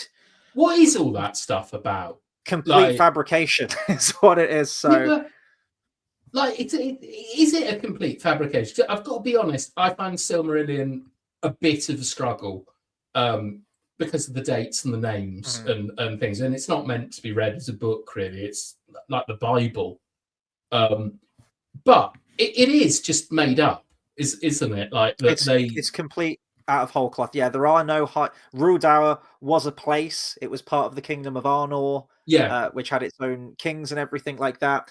I think Arthedain had Weathertop, and they also had possession of the 3 Palantir as well. Yes. And eventually, as I think that the Kingdom of Rhudaur got taken over by Northmen and became corrupted. I think Cardolin eventually allied with Arthedain because they had three separate kings originally, and I think the two of them sort of joined forces. But yeah, the whole High Fells and all 9 of the ring wraiths being killed and all their bodies taken into some kind of Egyptian tomb, mummification, burial, absolute fabrication. None of that So, happened. I mean, I don't watch The Hobbit at all, really. I've maybe seen it twice, like the trilogy. And my recollection of it is that they're up a mountain and there's a sort of like a prison built in the mountain, and all the Nazgul live there, and they've all broken out. They've all broken out of the the necromancer has allowed them to rise from their tombs, apparently. Oh, Sauron. None of this happened because the ring wraiths were at large. They were getting things set up. The Witch King was sacking kingdoms and whatnot. Instead of a mithril cut, I'd like Jackson to explain what happened to The Hobbit, to be honest, because he can't have filmed this and thought, yeah, this is good. Well, the thing is, he says, I was rushed for time. I didn't have time. I didn't have enough time to plan it. Okay, well, make it easier on yourself. Don't fabricate a whole elaborate scene where Gandalf goes up into some fictitious tombs. Does Radagast go with him? Yes, Radagast rocks up there as well. Yeah, teleports. Yeah, actually. I didn't like Radagast in The Hobbit. I've got to say, I don't like that depiction of him, eating bird shit and stuff. Resurrecting hedgehogs. Yeah, it was all very bizarre, wasn't it? So I don't know how this would fit into the movie verse because The Hobbit kind of screws it over. But if you ignore that and you just go with The Lord of the Rings, which I would do, then this would fit absolutely perfectly. And it gives us the opportunity to see some massive battles in there. It gets fan favorites in there, like Glorfindel. We can see him doing some stuff. There's familiar locations and some other familiar characters that show up as well. I think that Imladris, Rivendell is a safe haven at one point. I think that's where Glorfindel rides out from at the end. So I think there's a lot there. And also tying this into The Hobbit again, I did actually think at one point when I saw the Battle of the Five Armies that they were teeing up for a potential side story or spin-off film about Angmar, because there's the side quest that Toriel and Legolas go to, where they go to Gundabad. And Legolas delivers this whole monologue. She's like, what lands lie beyond there? And he's like, it is the fell kingdom of Angmar. And he goes on this whole Wikipedia entry on it. And he's like, my mother died there. I'm like, oh, are they going to set up some kind of thing about Legolas's mom and the Witch King and Angmar? Thankfully, that hasn't seen the light of day, but it did seem like they were doing something with that at one point. So I could do with less of Orlando Bloom's Legolas, to be honest. Likewise, yes. I'm not looking forward to him in the hunt for Gollum, to be honest. Because what are they going to have him doing next? With another Snapchat filter over his face. It's just, it was distracting in The Hobbit. Maybe the technology's come on a little bit since then, but. Well, I'm not so much bothered by what he looks like and stuff. I don't like Legolas particularly in the films because he has literally no characterization, and he's quite fun in The Lord of the Rings. He'll randomly burst out in tears about mountains and trees and things, and he gives this great insight into how elves are completely sort of alien in some ways or different. But it's more just the superhero nature of him. Yes, yeah. There's not much to it. The meat of his characterization comes from his friendship with Gimli. Yeah, and how they grow together. But beyond that, in terms of his lineage, history, his characterization, not really much there, really. Running up those steps, man, Kate Bush or something. It's just unbelievable. When I watched it, I was just I remember just laughing at it. It was just insane. But I was so checked out at that point. Yeah. What was it like for you? It must have been bad because you started a channel called The Hobbit Editor just to try and sort it out. But was there a moment in those films where you were like, oh, for fuck me? I actually really liked Unexpected Journey. I came out of that film going, well, it wasn't as good as Lord of the Rings, but I was ready for the next one. I was like, bring it on, give me this trilogy. It was really Desolation of Smaug where the train sort of flew off the tracks for me. Is Lady Elf in that? Yes, yeah. It was that one. It was your favorite barrel scene in it. Yeah. Oh, was that in Desolation of Smaug? Yeah.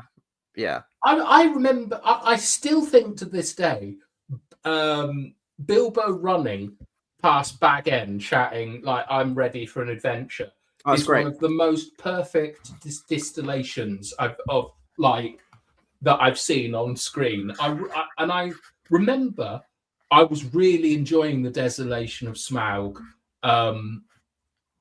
when Beorn is telling them about what's hunting them and things. I was thinking this is really, really good.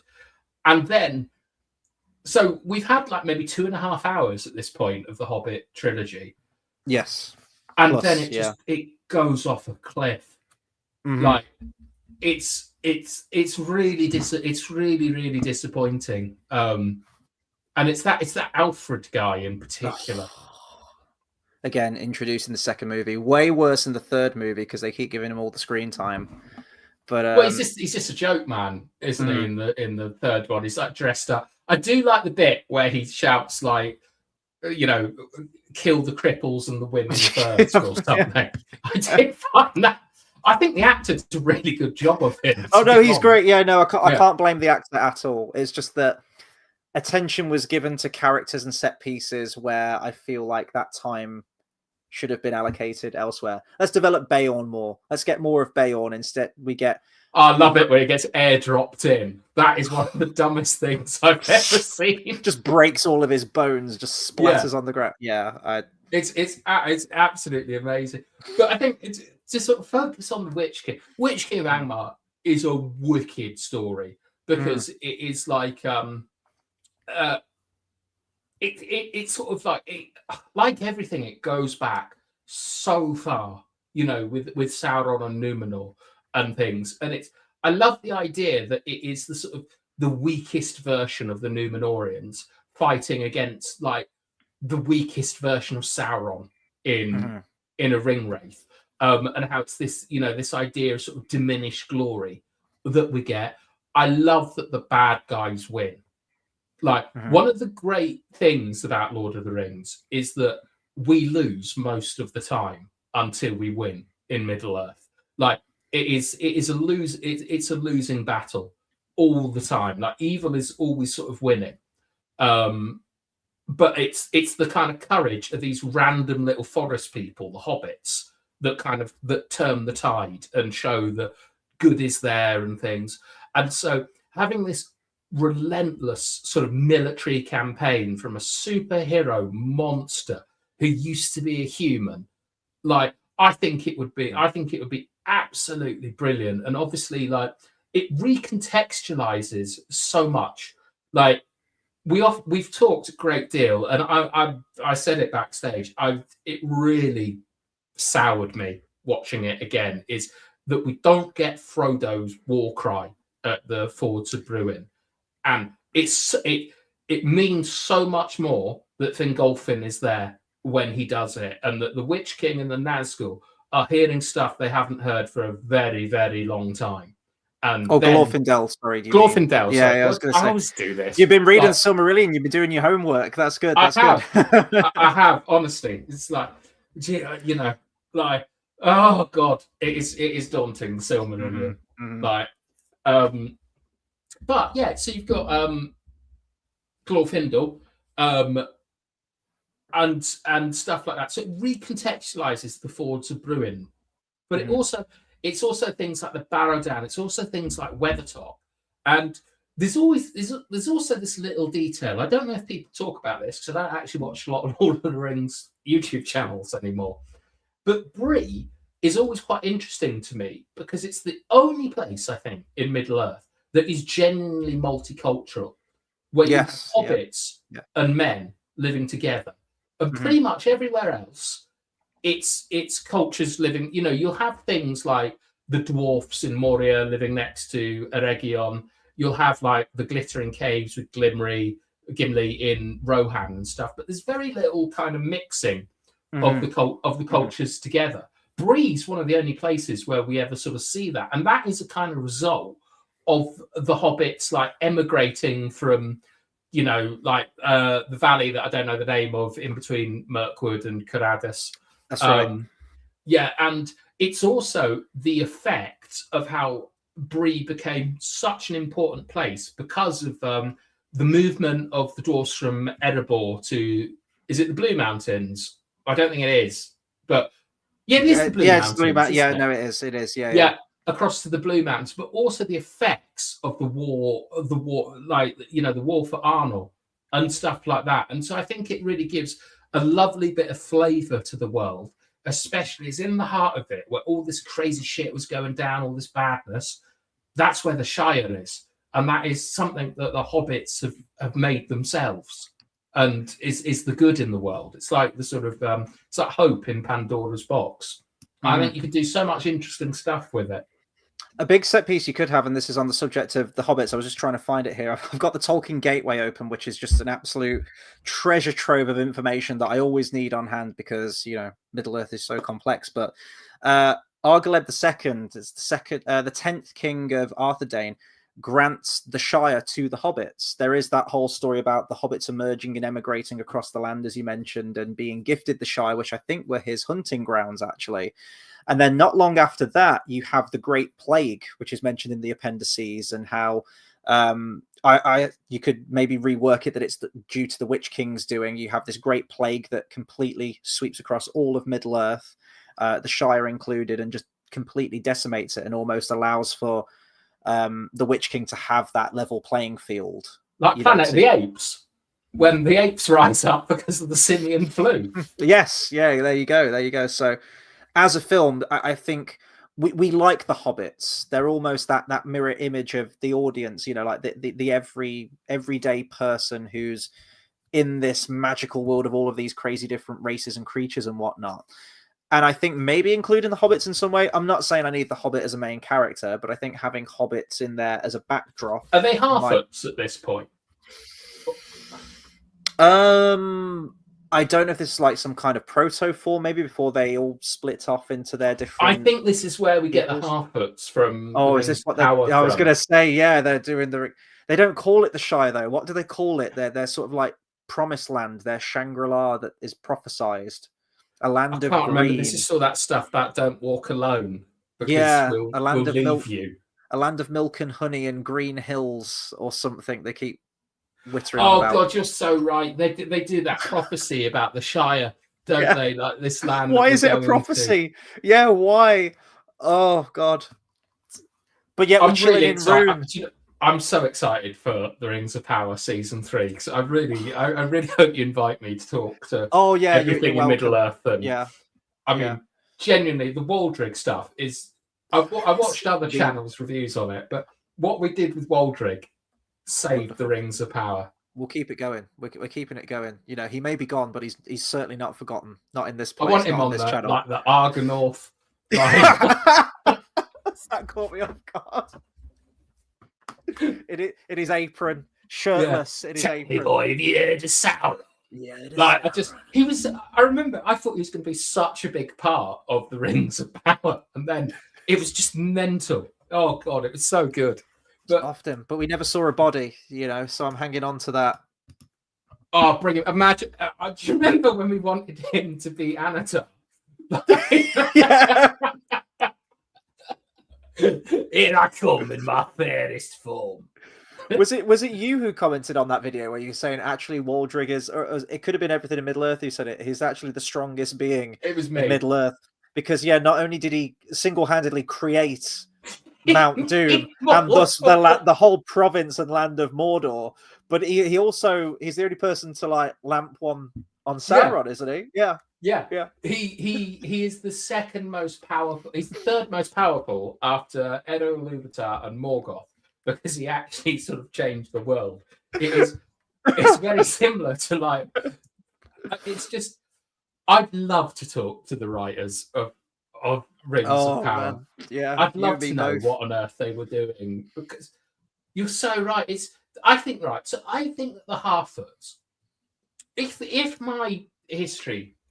my invented history serves me right, a Nazgul pops up in Greenwood and turns it into Mirkwood, basically. Like it was a nice place, and then Dol Guldur gets built, and a Nazgul's there, and he corrupts everything around it. Well, the Necromancer himself, right? Sauron himself was there for a long, long time. Yeah, but they think it's a.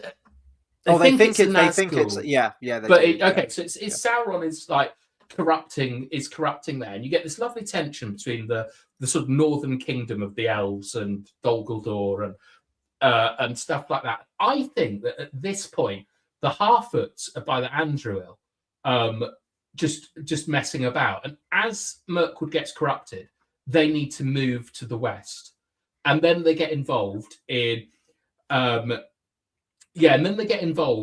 the affairs of men, and it's not fun for them. So then they're granted the Shire, and then they pretty much stay there.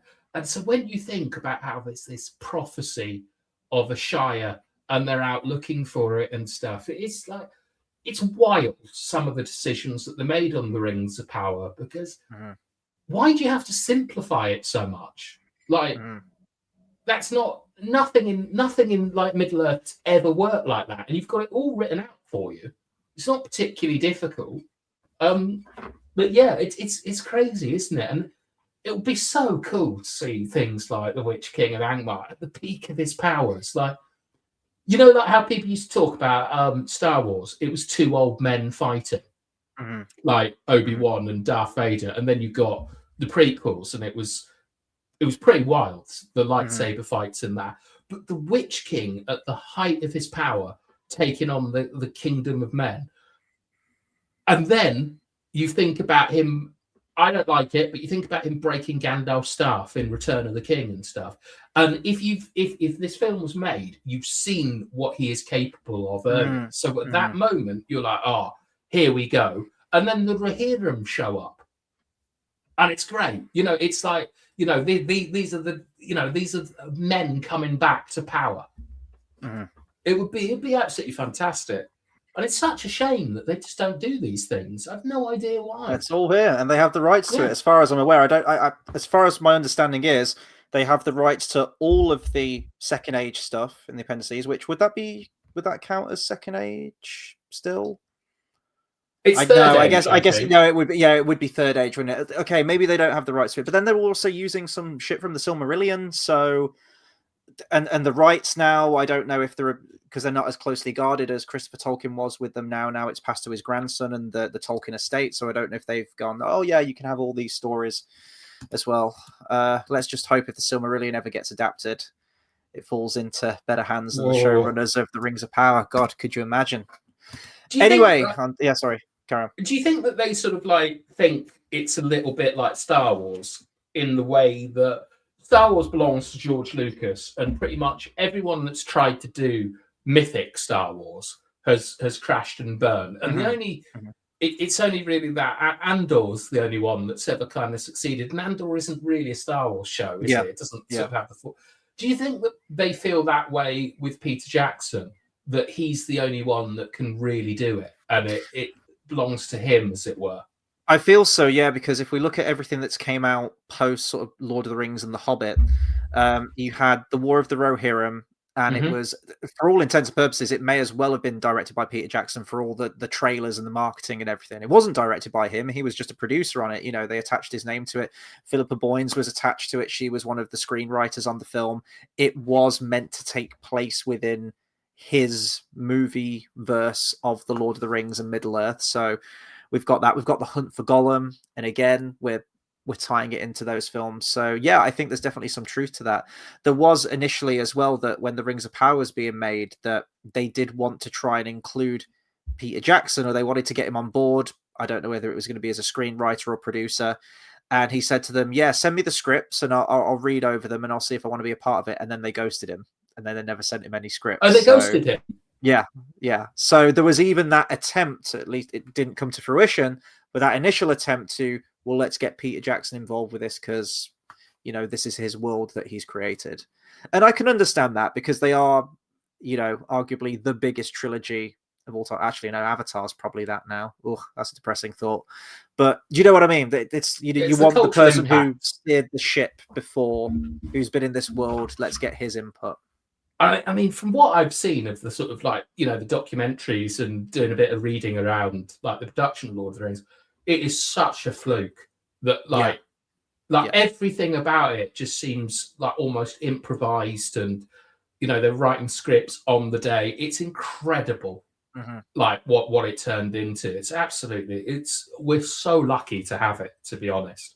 It is a fluke, because when I see the behind the scenes of The Hobbit, and it's like, we were making this up as we went along. We didn't have any finished scripts. We didn't have ideas. We were writing it on the day. And you think, oh, yeah, well, Lord of the Rings, they had it all written. And they really didn't either. Like, as you mentioned, they were changing the scripts on the daily. I know John Rhys-Davies says that they'd send the scripts through the door one evening or one night, and he just wouldn't read them because he knew the next morning it'd all be scrapped and it'd all be rewritten completely from whole cloth. So I also think that cartoon is wildly important to the film.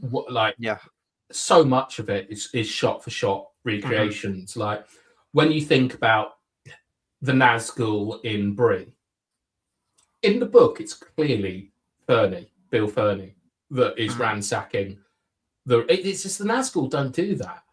Gandalf mentions, doesn't he? He says that they wouldn't break into anywhere with lights Strider. Or with people. Yeah. Strider. Sorry. Yeah. Like, and that comes from a terrifying scene in the cartoon. Like it's almost shot, where they get the sword, like just like the film, with the swords up and they stab them and things and stuff, and like they're watching they're watching from. They're in like the annex part of the prancing pony across the street, but it's I do feel that cartoon is a huge part of like how they they got it. Even things like the fight between the Balrog and Gandalf. I know that it does still annoy me, some of the changes that they've made to the books, because thou shalt not pass is probably a better line than what Tolkien wrote. And they also leave off like in Mordor where the shadows reign from the where the shadows lie from the poem, from the ring verse. I also think that's actually quite a good change as well. But yeah, it's just amazing how good the films are when they just don't seem to know what they're doing half the time when they're making it. And I just, if Netflix gets the Lord of the Rings, we are going to get this kind of stuff. And so I am intrigued, but I don't want TV series anymore. I want like either limited TV series, so like like Shogun or something.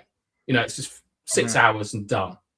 Or I want films. I'm fed up with TV as a medium at the moment. Like it takes so long for anything to come out. Just make it a film. But it's going to be interesting to see how Hunt for Gollum does. I think they're going to have all eyes on that box office because War of the Rohirrim didn't do well at all. I can't remember what that finished out at. I'll have a quick look, but I don't think I think honestly one of the reasons it was made was just to retain the rights, because it was coming up to 10 years, I think, since the Battle of the Five Armies, and nothing had been made in the interim. And I think it was just fast-tracked to just retain the rights to it, similar to how Fox did with that awful Fantastic film. So I think it was... Fantastic Four? Yeah, well, Fantastic, the first reboot of it, the terrible one. The Josh Trank one. It made 20 million. Yeah, there you go. And they marketed the shit out of this as well. So if the budget was 30, you're probably looking at about a 50 mil overall with marketing, perhaps. Yeah. I mean, it's such a weird choice because, Helm Hammerhand is cool, but it is like 2 paragraphs, isn't it, in the appendices? Yeah, it's not long at all. That was actually going to be one of my picks when I was trying to think of a third idea. I thought, Helm Hammerhand's cool. And I was like, oh, well, they already shot the bolt with that one, didn't they? And look how well that one turned out. That could have been a great film. Could have been a great story. I mean, they've basically done it because they've just got the skeleton of it and they can do what they want. And I think the one thing that irks... Oh, God, I know the decisions with that film. I think the one thing that irks me about the failure of that film, it deserved to be a failure, but I feel like it's put the kibosh on any future animated adaptations of Tolkien, which really is the sort of almost the foundation of adaptations when it comes to Lord of the Rings. You look at the Hobbit animated film, you had the Lord of the Rings one, and then you had the Return of the King animated film. So it's kind of steeped in animation, and not jumping ahead for when we eventually do our Silmarillion video. That is pretty much going to be my answer as to how you adapt the Silmarillion, is do it animated. The sky is quite literally the limit. You can get as anime or over the top as you want, and I think the Silmarillion is absolutely the home for that. But with the War of the Rohirrim failing, they're not going to think, oh, well, it was a terrible film with awful characters, a completely bastardized version of Tolkien's actual lore. No, they're going to go, oh, well, people don't want to see an animated Lord of the Rings film, which I don't think is the case. Some might argue that. Some might be more at home with that, but I don't think that's the case personally. Like when you look at like Jackson's Lord of the Rings, it's always interesting in terms of like how it changed cinema, because you obviously have things like Gollum, which was just wild, like having that level of CGI acting, as it were. But also, when you look at things that were highly influenced by it, like Nolan's Batman Begins, it was like things have to be grounded and realistic, and not have bright fluorescent orcs and thing, and also very, very soft magic. Mm-hmm. Like, get like, what are Gandalf's magic powers? I know what Iron Man's superhero abilities are. He can just do whatever he needs to at the time. But Gandalf is mainly switching lights on and off and doing fireworks and things. It's really sort of reduced and grounded. But if you're doing the First Age, which is essentially, it's mythic. It's like, Atlas holding the world up and stuff. It can't fit into a grounded reality. And I mean, you can make the case that after Numenor, when the world is reshaped, as it were, then it becomes grounded. But animation is really the only way that we're going to get stuff like Arendelle flying about fighting a dragon the size of France and things. And it's just, I hate the fact that they just keep giving Lord of the Rings properties to people that don't really understand it. Or just like it feels like it's like in computer games you get like skins where, like, let's put Leon Kennedy in a tuxedo or something. Whenever I see stuff like the Rings of Power, it feels like there's a show they want to make and they've just put a Lord of the Rings skin on it. Like why on earth do you want to make a sort of multicultural modern like fairy tale, but then say it's Tolkienian when it clearly isn't? Like, both things can exist, but they can't exist in the same in the same skin and bones. It's got to be congruous to the actual lore and the world that is created. Yeah. Well, what is the point of using Tolkien if you're not? Because what he's done is I mean, it's not for me all the dates and the names and the lineages and stuff. Like, I'm not sort of dissing it, but it's, to me, that's not why I'm into Tolkien. But it is there, and it's all planned, and things that happened 2,000 years ago there's a reason why that happened, and that makes it more rewarding when it happened, when the result of that happens. Like, we often talk about how Shelob versus Sam is just a remix of Arendelle versus Ancalagon. Like, it's the same kind of scale. It's the same things are at stake. It's just diminished, and it rhymes, and it's so beautiful. And that's surely why you want to play in Tolkien's universe. So if you're doing something like Helm Hammerhand, which you've just got the skin and bones of it, you can do whatever you like. Why do you do it in that way? That is like, let's take this bit that everyone liked, which is the Watcher in the water, and let's just stick him in the woods with an Oliphant. Because why not? And that is so annoying to me. Like, that's actually where I turned it off, because I am convinced, I don't care what anyone says, the Oliphants are a direct reference to Hannibal coming across the Alps. Yeah. And I've always wondered what those Romans must have seen. It must have been like an alien invasion. They've never seen anything like it. These great monsters coming over. And when Theoden sees the Oliphants, I'd love that to be the first time he's seen them. Like, that is the first time the Rohirrim have seen, like, these things. And the bloody War of the Rohirrim has taken that from me. And then they run around just saying, yes, actually, it's canon. That's what I mean. Says who? Fuck you, is it canon? You can fucking do one. It's not canon. You've just, like, I don't like it because I just think it's so disrespectful to the fans and the work that you're just taking bits that you like and throwing the other stuff out. Because we've all seen Jackson talking about how he would love to have put like people of different races in Lord of the Rings, and that they had a lot of hard conversations about it, and they wanted to, but they couldn't. Mm-hmm. Like, because then it's not really Lord of the Rings, is it? And it directly goes against the stated aim of the creator. Well, certainly not having those conversations now. Yeah, no, that's the thing of the past. You'd be out on your ear if you were saying stuff like that now in Hollywood. I don't mind it. I don't mind having Brother Legolas and stuff like this in the thing. Yeah, I mean, I think he's the best character after Waldrick in the Rings of Power. I don't mind any of this kind of stuff because it's the modern world and it's made for money. So there's going to have to be commercial interests and things. But you can still do it perfectly. You can still do it respectfully and be inclusive. But what I don't like is that anyone that has a different opinion to it, and it is just an opinion, saying I think dwarfs should have beards, or this race should be white, or this race should be that. It doesn't make you racist or bad. It's just that is how you think it should be done. You're not putting anyone down or bringing anyone up. Yeah. And the politicization of Lord of the Rings is something that drives me absolutely crazy. Because it's not just the left. It's what they're doing, all these weird companies that are naming themselves after things from the Lord of the Rings. Just leave it alone. It's not yours, it's mine. And you're ruining it. That's what kills me at the start of every single Rings of Power episode where it says based on the works of Tolkien. I'm like, don't you take that off the fucking opening credits. No, it isn't. Sure, you're using some of the place names and some of the character names, but that's where it begins and ends, as far as I'm concerned. Right, Bathtime, onto your third and final pick for a Middle-earth film you think should be adapted one day. I like this one. This is a good one, by the way. Oh, this is my favourite one. This is the one I genuinely think that they should do. Yeah. Right. Look at that. Oh, look at my boys there. This is the war in the north, and I think it is vitally, vitally important for several reasons.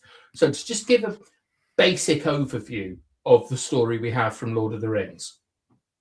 I've always loved that to me, the opening of Lord of the Rings, I love the prologue, but if I were to do it, I'd do it differently, and it would start with Erebor, and it would start with the Nazgul going to see King Dane, who is not paid by Billy Connolly in my version. Oh, the Twirly Whirlies! Well, I was going to ask, would this be CGI Billy Connolly, like back with the Five Armies, or are you going to get someone actually in makeup this time? I think makeup. I mean, Dane is a wicked character. Right, he is the dwarfs are done dirty in the film adaptations of Lord of the Rings and stuff. But Dane, who is he's the ruler now of Erebor after Thorin has passed. So already you've got a lovely little link to the Hobbit here. Same locations and things, and part of this is actually to redeem bits of the Hobbit. Why I've chosen it. You also have the choice line from Return of the King as well. I think it's the extended edition where Gimli says, I wish I could summon an army of dwarves. What is it, fully armed and filthy? And Legolas says, I fear they may have their own fights, or something like that, alluding to this idea. Exactly what's going on. So, a ring wraith, it's actually probably the mouth of Sauron, to be honest, but I want it to be a ring wraith. Turns up and says, look, we're looking for a Baggins. If you give us any information, you'll be a friend of Mordor. We'll give you some rings of power. And it's, first of all, you've got this lovely idea of temptation, which is so important to the Lord of the Rings. But you've also got this idea of how famous Bilbo Baggins is. How all these little things that have happened, like the chance meeting of Thorin and Gandalf in Bree, not just lead to the elimination of Smaug as a potential ally, but it also leads to some really important battles, in the north. And essentially, the dwarfs obviously turn this down because they love Bilbo so much, and they're not doing him. But you also get the stuff going on in Mirkwood with the northern kingdom of the elves being attacked. So the start of the war for the rings is essentially a strike on Eregion and a strike to try and get Gollum free. That's where it starts. And what Sauron does Sauron obviously is a bit of an idiot in the films with a lot of things that everything goes wrong, but he is actually quite a good strategic commander, and he splits the northern elves and the northern dwarfs from the southern men, of Gondor, and he's fighting a bit like Napoleon or someone else who I probably shouldn't say on a YouTube channel. He's fighting on two fronts, and he wins the Battle of the North basically. He does. They win, and what's so cool about him winning is that the men of Dale are inside Erebor with the dwarfs being besieged. Which, if you think about the Hobbit, that is kind of the reverse. Like the men of Dale are outside asking for their fair share, and we see, I don't know, is it 80 years later? 60 other than 17-year time. Yeah, it'd probably be about that, wouldn't it? 70 odd or 80. Rounding it up. It's really, really nice because Tolkien is coming from post-war as well, like post-war Europe, and so it's kind of like the Germans and the Poles together. Like they put their differences beside them, and this is one of the things that's missing from Gimli's arc in the Lord of the Rings, is how he sort of represents how the elves and the dwarfs are finally putting differences behind them. And a lot of this was started by Bilbo, like in The Hobbit. And you also get this really cool scene where Dane, I forget his name. King Brand. Brand, thank you. Yeah, King Brand, who is the grandson of Bard. I've got you. Don't worry, I've got you. You should see the film podcast I do. I can't remember the name of characters, and I just changed them. We haven't forgotten Galadriel's name in today's video. I haven't forgotten you're fine. Yeah, honestly, it's so embarrassing. Yeah. This is why I always say I'm not interested in dates and names. You got King Brand, who is the king of the men, is slain in combat by, and also this is Easterlings. They're fighting. It's not orcs. It's an army of men, and so it's man on man in some ways. But King Brand is slain, and Dane fights over his body, protecting it before he is killed. I know. I love that image. I love that image so much. Yeah. Well, what I think is cool is that you can sort of like link it a little bit to the prologue in Lord of the Rings with. Isildur and Gil-galad, Erendil and Gil-galad, and the elves and men fighting alongside each other. And what it does that I think is so cool about it is it globalizes the war, because in Lord of the Rings we just think that it's kind of fought on Pelennor fields. Yeah. Whereas it's actually happening everywhere, and the reason that Gimli is at the Castle of Elrond is just happenstance that Gloin from The Hobbit is the one who goes to the council to report, what is happening. And so wouldn't it be fun if we started at the Council of Elrond and we see Gimli going off, but Gloin goes back to Erebor, and then we meet Dane and all these because they're preparing for war. They know it's coming, and we can basically have another kind of Helm's Deep situation, but this time, no one comes to help them. It's actually the news of Sauron's defeat that they then do what they do in The Hobbit, which is just charge out a whole army again, which is similar to how Helm's Deep is filmed. And it has a huge bit of sadness to it, which is that at the end of The Lord of the Rings, it's kind of the passing of the magical races, like the dwarfs and the elves, and it is now the time of men. And a lot of this is because of the huge losses that the dwarfs take in the northern battle, and the elves leave it. So I think that of all of them, I'd love to make a film called Fernie, and it's just about Bill Fernie. But the one I think that makes the most sense and that ties in so well is bringing the Hobbit and the Lord of the Rings together, and having those locations of Mirkwood, of Erebor, of Dale used in the film, and it also sort of shows just how important the events of the Hobbit are, because they're not really important in Lord of the Rings, are they? The only thing that's important is that Bilbo didn't kill Gollum. Yeah. And now we've globalized the war. We've shown its effects everywhere, how powerful Sauron is, and we've recontextualized the events of the Hobbit, showing how Bilbo has changed the world and just how important the quest for Erebor really was. So that would be my pick.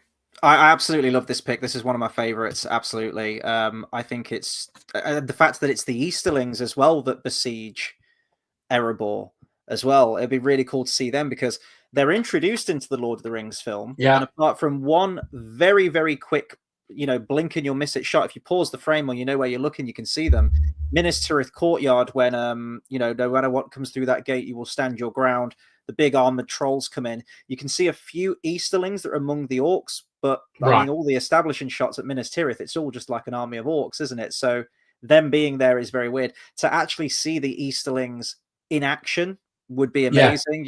Bringing in those characters, familiar locations, and they are bridging the Hobbit and the Lord of the Rings with the release of Hunt for Gollum, with them going to the woodland realm. And I know they haven't confirmed whether we're getting Legolas and Lee Pace as Thranduil, fuck off! Of course we're getting Legolas and Thranduil. Yeah, exactly. Right. So this makes more sense though, and I think you could keep this really, really grounded. You could have like almost like heroic Boromir style death at the end. Just that, I've got to bring it up again. It's one of my favorite bits of Tolkien art. I actually don't know who the artist for this. I wish I could give them credit. That just looks so good. And Dane with his correct red axe, which they did originally film, and I don't know whether it was the studio said, "Oh no, it's too gory, it's too scary for kids. Change it to like a warhammer." I reckon it was to do with 3D. It could be. Oh yeah, where he does point at the camera, doesn't he? And then let's have him ride around on work. That could be a thing. Yeah, I think it's a technical reason they didn't do it. Because when they had Billy Connolly in the costume initially, he had the red axe, and then they CGI'd everything, and then all of a sudden it becomes a warhammer. And let's get him on riding around on a giant fucking pig. Anyway, let's not do that for your proposed film. I actually really, really love this. I love the unity of men and dwarves, continuing that newfound alliance with each other at the end of the Battle of the Five Armies. I think that would be really cool to see. You've got the Easterlings in there. Going to bring up a comment here from JX, and this is referring to where you mentioned making it be a Nazgul who comes to Dane rather than the Mouth of Sauron. JX says, would you have the villain be the Nazgul who asks for the ring, confirming it was not the mouth? Up yours, Phil Dragash. I do like that. I love the Mouth of Sauron. He's one of my favorite characters. When I saw the extended edition of Return of the King for the first time, just the voice, the look of the character, I thought he was an absolute laugh riot. So I do like that in the audiobook, Phil Dragash does give me just like a little extra cameo for the Mouth of Sauron, but it was probably a Nazgul that rocks up to Dane's gaff. He just tells him to do one, doesn't he? Oh no, he says that I'll consider it, and then he's like, consider well, but consider quickly. So he fobs him off. He's got no intention of doing it, and it'd just be so cool, Chris, because we get to see a bit of dwarven culture done correctly. We'll get to see Erebor restored. We get to see dwarfs without dragon sickness or being sort of comedy things. And also, like, a lot of Lord of the Rings is about sort of like coming together and renewal in some ways. And I think that you can definitely sort of do some tributes to like Legolas and Gimli, and so on. You can sort of like have recreations of those things. You definitely have a lot going on in Mirkwood as well. Beorn. I don't know if he's still knocking about at this time. I believe he is. They Doesn't he do. fight? It's his son Grimbeorn, I think, Right. probably at this point. But they do gift that. So I think Mirkwood is split into 3 factions. So you have Thranduil, who has the northern part of Mirkwood, and it's granted to him. You have Celeborn, who remains in Middle Earth for a while after Galadriel sails away, like Enya, and then the Beornings get like the middle portion, I think. Yeah. So they're still around. It's not like in the Hobbit movies where Beorn's like, I'm the only one, my entire, it's committed mass genocide on my race. I am literally the last sole survivor of the Beornings. No, like they're very much a race in Middle Earth, and there's a lot of them still. So I certainly don't want the worms from Tremors like whizzing through mountains again. God. Yeah, and then just I quite like that. It's quite cool, but it's like those would be really useful at Helm's Deep. It was in that how it should have ended, right? Where it was just like you couldn't just tunnel over there a little bit more and just eat all of the dwarf and elven army just to make things a lot easier for us. Yeah. It also recontextualizes Bard's son is featured quite heavily in the extended edition of The Hobbit, I think. In what's the Battle of the Five Armies is the last one. Yeah. And he's obviously the father of Bran. And I much prefer stuff like that rather than Legolas looking at a picture of Gimli and making a stupid face. And then staring at the camera like, that's my wee lad, Gimli. It's just, I get it. I get the reference. Also, you've alluded to this as well, but the realm of Lothlorien is besieged 3 times, I believe.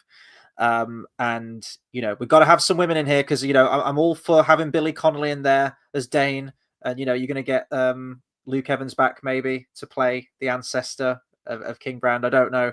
We need some female empowerment in there, and you have it because Galadriel is a fucking badass, and it's by Galadriel's hand that she levels Dol Guldur. It doesn't really allude to how she does that. I don't know whether she just stands there like Saruman and just wills all of the towers down. I don't know if she's that powerful, but take that sentence and just run with it in terms of a film, because that would be amazing. I want to see that shit. That'd be great. And again, tying in those familiar locations from The Hobbit, going back to Dol Guldur. We love to see elves battling as well. So you're going to get all 3. You're going to have dwarves, you're going to have men, and then we bring it back to Lothlorien and we show Sauron launching an attack there. Which again, you watch the Lord of the Rings films and she gives them all gifts and she sends them on their way. And, there's a little bit of exposition where she's talking about the realms of men are, going to be besieged on both fronts by Saruman and Sauron. But Galadriel doesn't really do anything. She just kind of sits it out. But if you read the appendices and the lore, she's got her hands full at that time because her kingdom is being attacked multiple times by Sauron. So I think adding that aspect into this story and almost having 2 parallel stories, and you have, that they're besieged and ultimately, as you said, like the villains win, but you've got to end on a positive note. When we cut back to the elves, Galadriel does diminish evil and once and for all destroys Dol Guldur, which could be cool. Yeah, it would be. I mean, like, we've kind of seen this done actually in the films where the start of the 2 Towers, we get like Gandalf's side quest to do the Balrog, which I have to say it's very cartoony, but I do really like him skydiving, grabbing the sword. Me too. Yeah, I really like. I love the scale when he goes in, when they go into the cave as well, and then it's like a little blip going in the water. So good. It's such an electric opening to the 2 Towers. You're like, they've still got it. But so we've seen this kind of side quill stuff in some ways, but the sundering of Dol Guldur happening at the same time as Barad-dûr would be wicked in terms of symmetry, like bringing it down, and it also it sort of gives it a time, it gives it a sort of a familiar structure. And you're right, like there is a really cool bit in The Hobbit. You probably hate it, but I love it where he's riding a moose about and he's got like 4 orcs lined up and just decapitates them. God, yeah. Do you not think that's no? That's a step too far. It's a step too far. Yeah, but the elves are just absolutely ridiculous in Lord of the Rings. The stuff they can do and so on. So I would love to see them as sort of like guerrilla fighters in the woods, like how they, like the Predator or something. Like Yeah. Oh, yeah, yeah.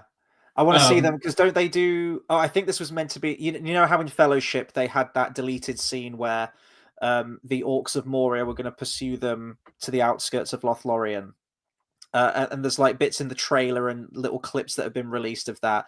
And apparently, what was going to happen was the elves of Lothlorien, I guess, like Haldir and crew, were almost going to like Batman Arkham game inverted takedown, just like snatch orcs up off the ground, and pepper them with arrows. So adding that into it as well, getting really creative with the like the tree combat and stuff, because this is the elves' home. They know this place. They can use it to their advantage. Be like the Ewoks, Crocodile Dundee too, isn't it? Where he goes back to the outback. Yes, yeah. Very similar to Predator Badlands. But I need like the Ewoks, where they take out the ATSTs with like the big like swinging logs. I need all of that. Yeah, it would be like really fun, because the Lord of the Rings does go very man-centric. Obviously towards the end. Then we've got that really disappointing Army of the Dead Colgate stuff going on. Just fucking mouthwash has defeated the mouth of Sauron. But I think it would be really interesting. And the other thing is I think a lot of people, if you went into the film without looking up Tolkien Gate or whatever, I think people would genuinely be shocked that our two main characters, Brand and Dane, die. Like I think that there should be more death in Lord of the Rings. Like there's just not, like, it's just Boromir really who dies from the Fellowship and stuff, but we don't get enough death in the story. And so in this one, like having a lot of them die, but die for the right reasons, I think would be really powerful. And you also, which I think will lead on to your film, get the kind of spiritual death of the elves at the end of Lord of the Rings. 100%. I want to see this movie.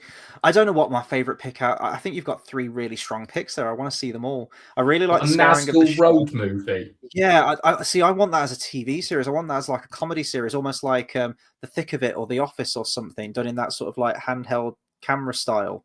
Just day in the life of the Ringwraiths. I still think Fernie is the best idea I've had, framing the Scouring of the Shire around Bill Fernie and just what a bastard he is. And then you also get like he gets booted up the arse by Bill the Pony, doesn't he?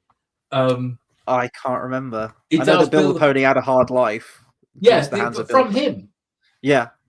Like Bill the Pony boots him up the arse in the Scouring of the Shire. Like, like how Gandalf knocks Denethor onto the funeral. Like that's actually Bill the Pony does that in the Scouring of the Shire to Bill Fernie.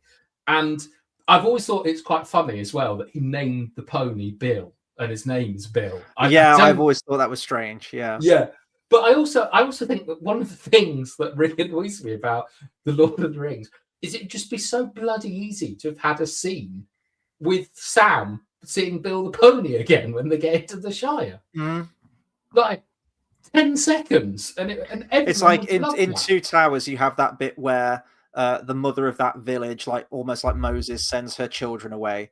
Yeah. And she should have died in that scene. And I hate the bit later on where they get to Helm's Deep and the kids are reunited with their mom. Call me like horrible and cynical, but like that would have been more impactful if the mom would have sacrificed herself to send her kids away at that moment. Yeah. Well, I would have been down for a little scene of them reuniting with Bill the Pony, almost in a similar vein to that. That would have been nice. Munching on some apples or something. It'd be cute. I'd love that. All right. Right then, final pick, and this is quite fitting actually, because this is almost like the end of all things. It's not the Dagor Dagorath. We'll talk about that when we do Silmarillion at some point. I was really struggling to think of a third pick for this. Similar to Gandalf, where he goes to the libraries of Minas Tirith and he's pouring through parchments and scrolls and everything. That was me earlier today preparing for this live stream. I had 2 picks and I was like, I need something for my third one. I was thinking, do I do the Wain Riders with the Easterlings and their conflicts with Gondor? Because I just really want to see Easterlings and Haradrim on screen. Yeah. But I wanted something that was a little bit more immediate, and seeing what Warner Brothers are doing at the moment and the member berries and bringing in a lot of the familiar cast and everything, sort of that last ditch effort to wring as much money out of the audience of The Lord of the Rings as possible while the actors are still around, I decided to take a similar tactic with that. Now, I'm sort of merging two stories with this. My inspiration for this, I guess I'll just say what it is. It's the later events concerning the members of the Fellowship of the Rings. This is sort of like the last part of the Tale of Years from Appendix B, where Tolkien lists almost like bullet points all the events that happen after the destruction of the ring and after Frodo sets sail. But I'm also taking inspiration here from Appendix A. God, I feel like some kind of preacher. It's like giving a sermon right now. Psalms. Here follows a part of the tale of Aragorn and Arwen. And I'm combining both of those. My initial concern with this idea was the fact of it's putting a hat on top of a hat. It's like the Star Wars sequel trilogy. The story was told, everything was done. They all live happily ever after. And now we're doing like a sequel epilogue movie. What's the new threat? Now, we know that Tolkien was developing a sequel to The Lord of the Rings called The New Shadow, which thankfully he quickly realized, I think in his own words, quote, wasn't worth doing, which is why he scrapped it after a chapter or so. And that was my biggest fear with this. It's like Sauron has been defeated. You've probably got orcs out there, but that's not really going to be my narrative focus with this. It's bringing in your theme of what you believe the overall theme to be of Lord of the Rings is death and deathlessness. Mm-hmm. And we are seeing Aragorn in his last years of his life, lived a full life. You know, Arwen's aged as well. She is now mortal. And he has his son, Eldarion, who will inherit the legacy and the future of men. And it's really him coming to terms with his life and the ending of his life and sort of the ending of the magical world. And I want that to be the main theme of this. It's going to be one final goodbye, one last goodbye, if you will, to bring in the Billy Boyd song of Middle-earth and our exposure to these characters. So this, more so than the Hunt for Gollum, gives you an excuse to bring Viggo back. You know, now he's aged 25 plus years since the filming of those films. Same with Arwen. She will, Liv Tyler has aged since the movies, and that makes sense for her character now that she's mortal. But you can also bring in Éomer again, because around this time, Éomer passes away. And it's really sort of like the passing of the old guard of all of these characters. The hobbits themselves, Sam being elected mayor of the Shire for however many consecutive terms. You can bring Sean Astin back for it. Merry and Pippin, the fact that they're buried beside Aragorn, it ties it all in together. And I think a really nice finale, which will echo the end of Return of the King, with Frodo sailing into the west, is that you have that nice little cap off an epilogue to Gimli and Legolas's story as well. It gives you the chance, more so than anything, to bring everyone back. You haven't got to worry about Ian McKellen, because he sailed into the west and everything like that, but you have all of these other characters, which, you might finish Return of the King and be curious to know what happened to these characters. Yeah, they all lived happily ever after, but I want to see more of the characters, and it gives you that opportunity. Now, there's not much narrative meat to the story, if you will, during this time. It's some very, it's really just them either passing away, saying their final goodbyes, and just the last vestiges of their fellowship and friendship throughout their journey. So in order to facilitate more of a structure and more things within the story, we're going to use flashbacks. And we're going to flash back to show Aragorn's first meeting of Arwen. So it's almost them reminiscing and reflecting. So it's bringing in all of that appendix stuff about their first meeting, their betrothal on Cairn Amroth. You can bring Elrond into it as well, and showing Aragorn needing to prove himself worthy. This might be a little bit awkward with the movie because they make him sort of dismissive of his kingly, that almost prophecy, not his heritage, but where he's the man he's destined to become. It's very similar to Beren and Luthien in many ways, which Tolkien directly says in the appendix. You have Elrond, this very proud father, who says that, essentially, my daughter is the prize, but you need to become worthy. You need to become a worthy man and prove yourself before I will willingly give my daughter over. It's very similar to Thingol saying to Beren, bring me back a Silmaril, prove yourself worthy, and then you may have my daughter. I think it would be really nice, to be honest, just to get all of this extended lore and also be a fitting farewell to that Peter Jackson side of things. And I think there is something you could do with it there. I think it'd be really moving. And I think just the fact that we are so attached to all of these actors, these characters in the last years of their life would be, it might be a bit of a downer of a movie, but I think it would be a really emotionally fulfilling ending. Yeah, I agree. I think that you would have to do it as a companion piece rather than like a narrative, as it were. I've always been slightly uncomfortable about Pippin and Merry being buried with Elisar. Right. To be honest, it doesn't make sense to me. Like if that's what Tolkien wanted, great. It's just, to me, I think that they belong to the Shire, and not to the world of men. I think what's really cool about this idea is it's the age of magic, the age of myth is over, and you would transition it into England, essentially, as it is now, and you would get that lovely through line of how this is a myth for England, like this is. I mean, it's so much more than a myth. It's like a sort of alternative creation story. But you would get that. I also like that you'd be able to include Arwen's anger and disappointment at being immortal, being mortal, not an immortal, because it would be nice to see how Elrond reacts to Arwen being mortal, especially when you consider his heritage, and Elros and his father, and so on. I think it shows that the destruction of the ring is also the destruction of Lothlorien as well. Like that, it's you're no longer, like, it is the world passing into the fourth age of us, really, I suppose. I love the idea that you can actually bring the actors back as their real age, and you can bring in this idea that someone like Gandalf is always going to be how you remember him. But now, like, Elisar or Aragorn is old.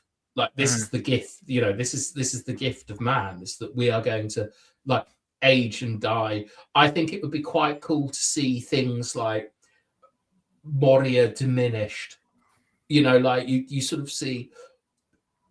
I love that shot of in Fellowship where they're outside what looks like a ruined cathedral, and it's they call it Hollin in the books, but really it's Eregion. And I'd love to see that for maybe, I don't know, Helm's Deep or something, something that you remember, and now you sort of see the skeleton and you see the effects that time is having, and how this is all passing, and there's a great sadness there. But I would also love Gimli to just have his proper ending of the Glittering Caves. One of the best parts of the Lord of the Rings, when he described, it's so beautiful. Like, and it's just similar to how Legolas sees sort of trees and mountains and things, and Gimli talking about just.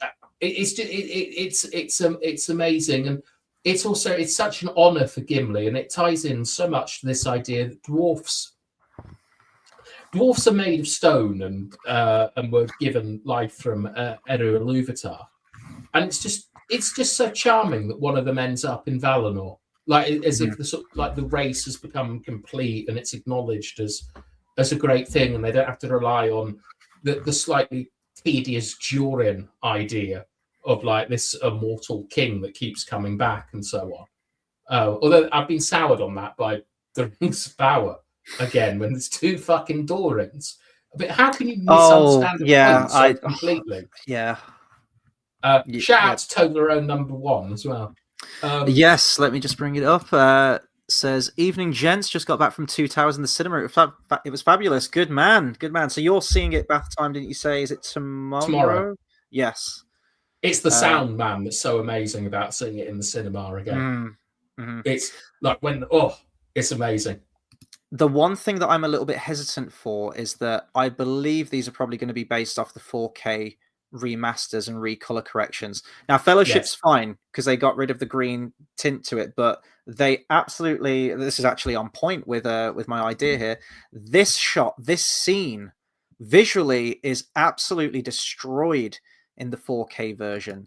They make it black and white, and you know in Revenge of the Sith, when Anakin's having like the premonitions of a dying Padme, and there's like this weird sort of like hazy border. Yes. They add that to it as well. They take one of the most beautiful, just the cinematography in that scene is just absolutely sumptuous. I love it. It's one of my favorite scenes in that film, and they just absolutely destroy it. So, do you think she's meant to look like a Nazgul? I was gonna say we've been quite Nazgul heavy, and when I got this picture, I thought she does. Yeah, she's like wearing a burqa or something, isn't she? There. Yeah. I like the idea that she's sort of meant to be a bit like a Nazgul, because they're, you know, one thing that's great about the Nazgul is Sauron talks about, like, this is where deathlessness comes from. Like, you know, with these rings, you can prolong Lothlorien and Mildred and things. Yeah, and it does what it says. It prolongs life into something else. But yep, sorry, I've interrupted Toblerone number one. Oh, hang on, let me bring up some more comments. Let's see. He says Chris is going to start the Church of Luthien. Don't tempt me. That might be a retirement plan for me. Toblerone says, I feel sometimes we don't fully appreciate how much Viggo's acting decisions. They really shaped our understanding of Aragorn as a character, the conflict of not wanting the power of king, etc. Whereas in the books, he is kind of destined to be king from the start and fully comfortable with that. Tolkien made him the ideal king, superhuman almost. Yeah, that's actually one change that I think actually really works for the films. Just a film structure, a character arc. They're just two very, very different universes and worlds. And I appreciate both for what they are. I understand what both of them are trying to say. And then Toblerone says, just a note on the 4K re-release. My Cineworld showing it was the DVD master, not the 4K. So fingers crossed. Oh, thank God. Oh, Did you get a Peter Jackson like speech at the beginning? Because I was pretty stunned. I watched Fellowship last night. I was pretty stunned to have a 20-minute just ramble from Peter Jackson at the start. Is there one for Two Towers as well? The worst film for that was when I went to see The Wicker Man. Original? The original, yeah. It's one of my favorite films of all time. I was looking to see it at the cinema, and I think it was the anniversary of it or something. And I'm not kidding. It was probably an hour plus of this like Q&A event thing that went on and on. It was showing clips from the film, and I was like, I'm about to watch the film. Like, I haven't seen it in a while. Just let me, you know. They were just talking about all the plot points to it. It was this huge celebration of it, but it wasn't advertised as part of the ticket. So I thought I was just going there to see the movie. So I thought, oh, fucking hell, this is like 2.5, 3 hours of my night gone when I was expecting to just watch like an hour and a half of The Wicker Man or something. It's mental. Such a weird decision. Yeah, I know. Toblerone, very, very quickly as well, because I don't think they're doing this at Odeon, but I'd be curious to know if they're doing it at Cineworld. Are they doing the popcorn buckets, the Lord of the Rings 25th anniversary popcorn buckets? Because in my quest for infinite Lord of the Rings merch and pointless shit, I must have some popcorn buckets and a drinks cup as well. Why not? Carl says, did you go to the Savoy Bathtime? I'm not going to tell you where I went, Carl. Nothing personal. You get doxed. Yeah. You just, like, when I was doing my football channel, you know, was like a lot of weird stuff happened to people on that. Right.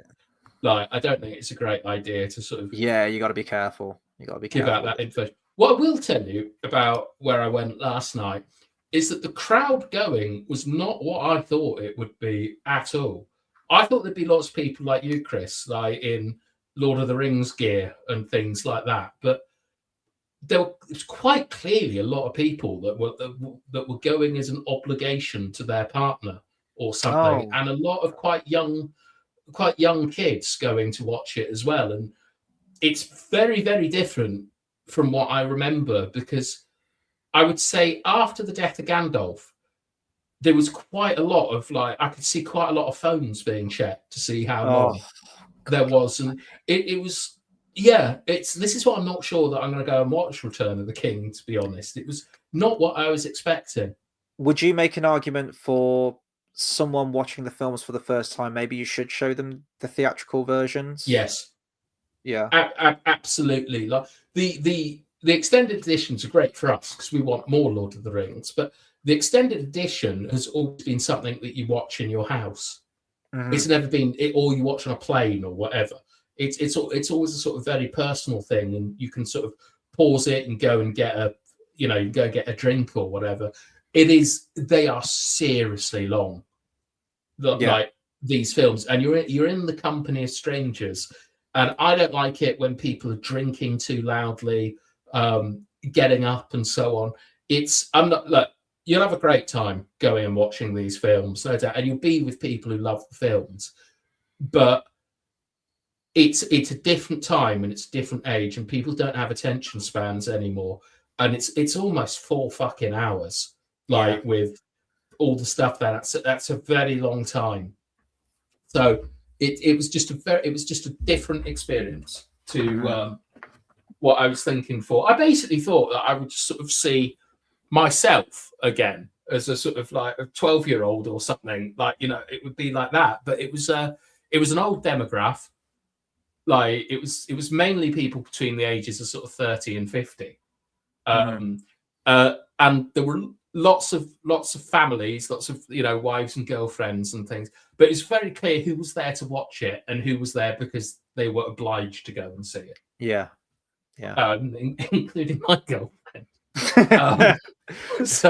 But it was good. And I'll tell you that when things like when the fireworks in the Shire happen, and you sort of with the Dolby Atmos, you hear it go above you, you can recreate a great cinema experience in your own house. And I have spent far too much money doing it, but the sound is out of this world. And there's also when the prologue starts, there's quite you always forget this, but there's quite a long pause of blackness before Galadriel starts speaking, and you can feel like a genuine thrill in the room as the and it's you're all going to have a great time, and it's wonderful.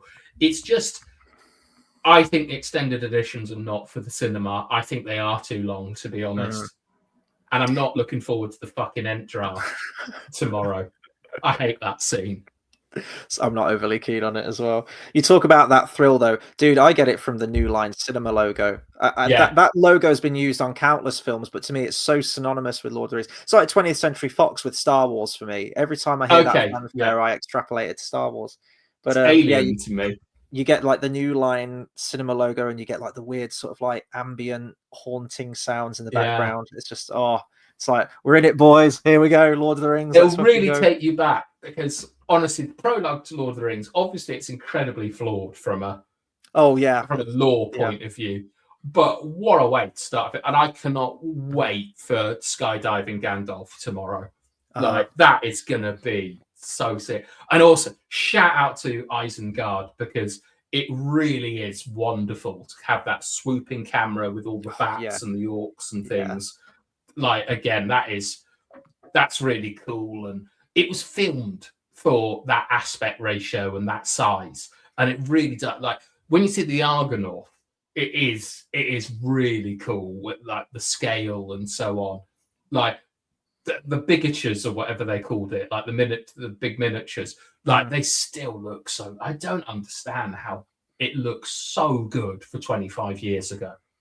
I'm just hoping that the projector and the sound system doesn't shit itself this time when I go and see it, because that's what happened last time I saw them on the big screen. They were putting all 3 on in one day. I think it's similar to what they've done this weekend, actually. I think they were doing the same thing at Odeon. All 3 were on. And then periodically, all the others are sort of scattered around other days and other weeks. And the film was playing fine. It got to the Mines of Moria, and it was the bit where the Balrog first rears up, and you get that epic roar into the camera. And the sound cut out. And it was this long, sustained, high-pitched tone happened. Nothing was happening. It was all very muffled. It sounded like the sound was coming from underwater or something. So I was the first one up. I ran out and mentioned to the first person that I saw out there, I was the sound's gone. And I was good because I knew that the Bridge of Khazad-dûm was coming up. I was I need to see this, fucking fix it quickly. Then the sound just went off completely. Then it was this really loud ringing tone. and but the film was still playing. And anyway, about 10 minutes went past. Gandalf had died. They were in Lothlorien, but there was still no sound. The person came in and said, "Just gone to the projector room, and there's smoke coming from whatever, like the projector is the sound." Yeah, I do kind of love that it was the Balrog that took out the sound system and made the projector shit itself. But what killed me, and I still wake up at night thinking about this, is that there's two girls behind me, and she'd bought her best mate that had never seen them before. And she bought that, and they had all three booked for that day. So I'm like, her first experience of Gandalf dying and that moment with the Balrog, she saw it with no sound and then had to go home. And what, do you just pick it up on DVD and watch it at home? That immersion of being in that deep darkness for such a sustained period of time, from the nighttime outside where they go into Moria, and then when it like snaps back to daylight and they make it out of the mountain, all of that immersion is just gone now. It's so and I unfair. felt so bad for her. I was like, "Oh, your first time watching these films." Oh, it killed me. I felt bad, but like, what I will tell you is there are a lot of annoying people watching these films, and they will like say lines. Like, I don't mind a little bit of that, but if that's sustained, that will get right on my tits. It's not sustained. Like, there's a little bit at the beginning. There's like, certainly in the Shire, there's a little bit of it, but you just put that down to people being excited and so on. But the bit that annoyed me, there were two actually. One was someone saying Milan for the answer to how you open the doors of Doran. Like, I remember thinking, but it was people joining in with "Thou shalt not pass" is not what I wanted. Yeah. But you have to accept it, because you're watching Lord of the Rings with strangers, and they're all going to sort of react differently. I'm not looking forward to the Ride of the Rohirrim, to be honest. I think someone's going to ruin that for me. They're going to be all chanting death, standing up on the chairs, like when you went to see Rocky Balboa. No, that was wicked, and shout out my Brazilians who were doing that, because that was really fun, and we all joined in, and I joined in on that. But that scene where they're all chanting death isn't in the books. That's Éomer, isn't it, who does that in a separate thing. But that should just be goosebumps, not joining in. It's not call and response. It hasn't happened yet, but I'm fairly sure that you bow to no one, someone will shout out. They will do. And I'm trying to think what else would shout. Oh, someone is definitely going to do meats back on the menu, boys. Oh, that'd be cool. I'll be fine. Yeah. Like, but yeah, I mean, it's really, really good. But Toblerone, did Peter Jackson do an introduction for the Two Towers as well? Because I spoke to a friend who watched Fellowship as well last night, and he told me that he didn't get the Peter Jackson talk at the beginning. Interesting. So I don't know if it's exclusive. I mean, I'm seeing them at an Odeon, so I'm assuming they'll have the same rotation. And I don't think it's something that's going to be super exclusive to just this weekend, maybe. No, it won't be. Yeah, it won't be exclusive. But he didn't see it, and I did, and I had a little look on the internet, and some people are saying they saw it, and some people are saying they didn't, and I can't work out what the common denominator is. And to be honest, it's entirely missable. It's not very good. Like, it's just a lot of stuff about, no one thought that we could make this film, but we did. And Viggo Mortensen had a black eye. I suppose it's so difficult to talk about them as well, because it's one of the most well documented makings of any film, of any trilogy, of anything. So it's like, what other nuggets of information can you impart to us that we don't already know 25 years on? Well, I thought he was going to thank me, to be honest. I thought that it was going to be a thank you to the fans. And I also, for one beautiful moment became horrible, thought he was going to announce something big. Like, there's still time. If there is one at the beginning of Two Towers and Return of the King, there's still time. Maybe like a sneak peek of Hunt for Gollum or something. I don't even know if they've rolled the cameras yet on that film. Because I mean, I think yesterday that they might have had a showing at midday or 4 o'clock or something.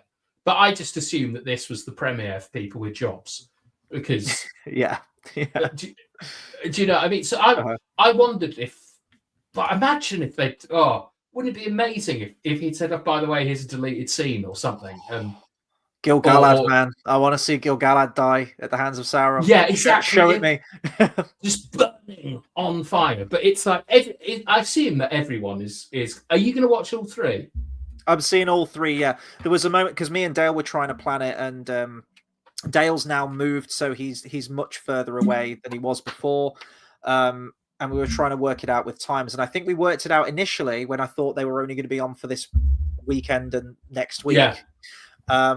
If we did want to see all three, we'd have had to have done Return of the King first, then Fellowship, then Two Towers, which no self-respecting person is ever going to do that, ever. And then we were thinking, well, do we just do Fellowship then, because it is the 25th anniversary of that one film, and that's his favorite. It's my favorite. Do we just do a one and done? And I always think that even though it's the beginning of a trilogy, Fellowship almost feels self-contained enough in a way, emotionally, with from the end of that film. So I would have been happy with that. But then I found on the Odeon app that they're actually releasing them a good few weeks after now. So we're seeing Fellowship on the 25th.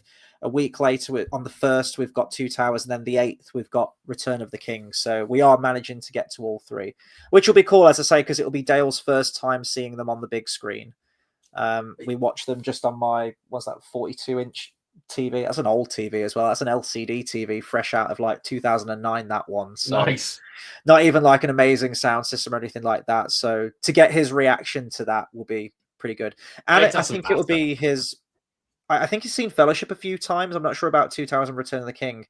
It'll be his first time watching the films since reading the books, which... Oh, has he finished the books now? Yeah, he finished it in like really record time as well. It was like, I think a week after reading it, he was just like, oh yeah, I'm on Return of the King. I was like, what? Like, holy fucking, he plowed through it. Yeah.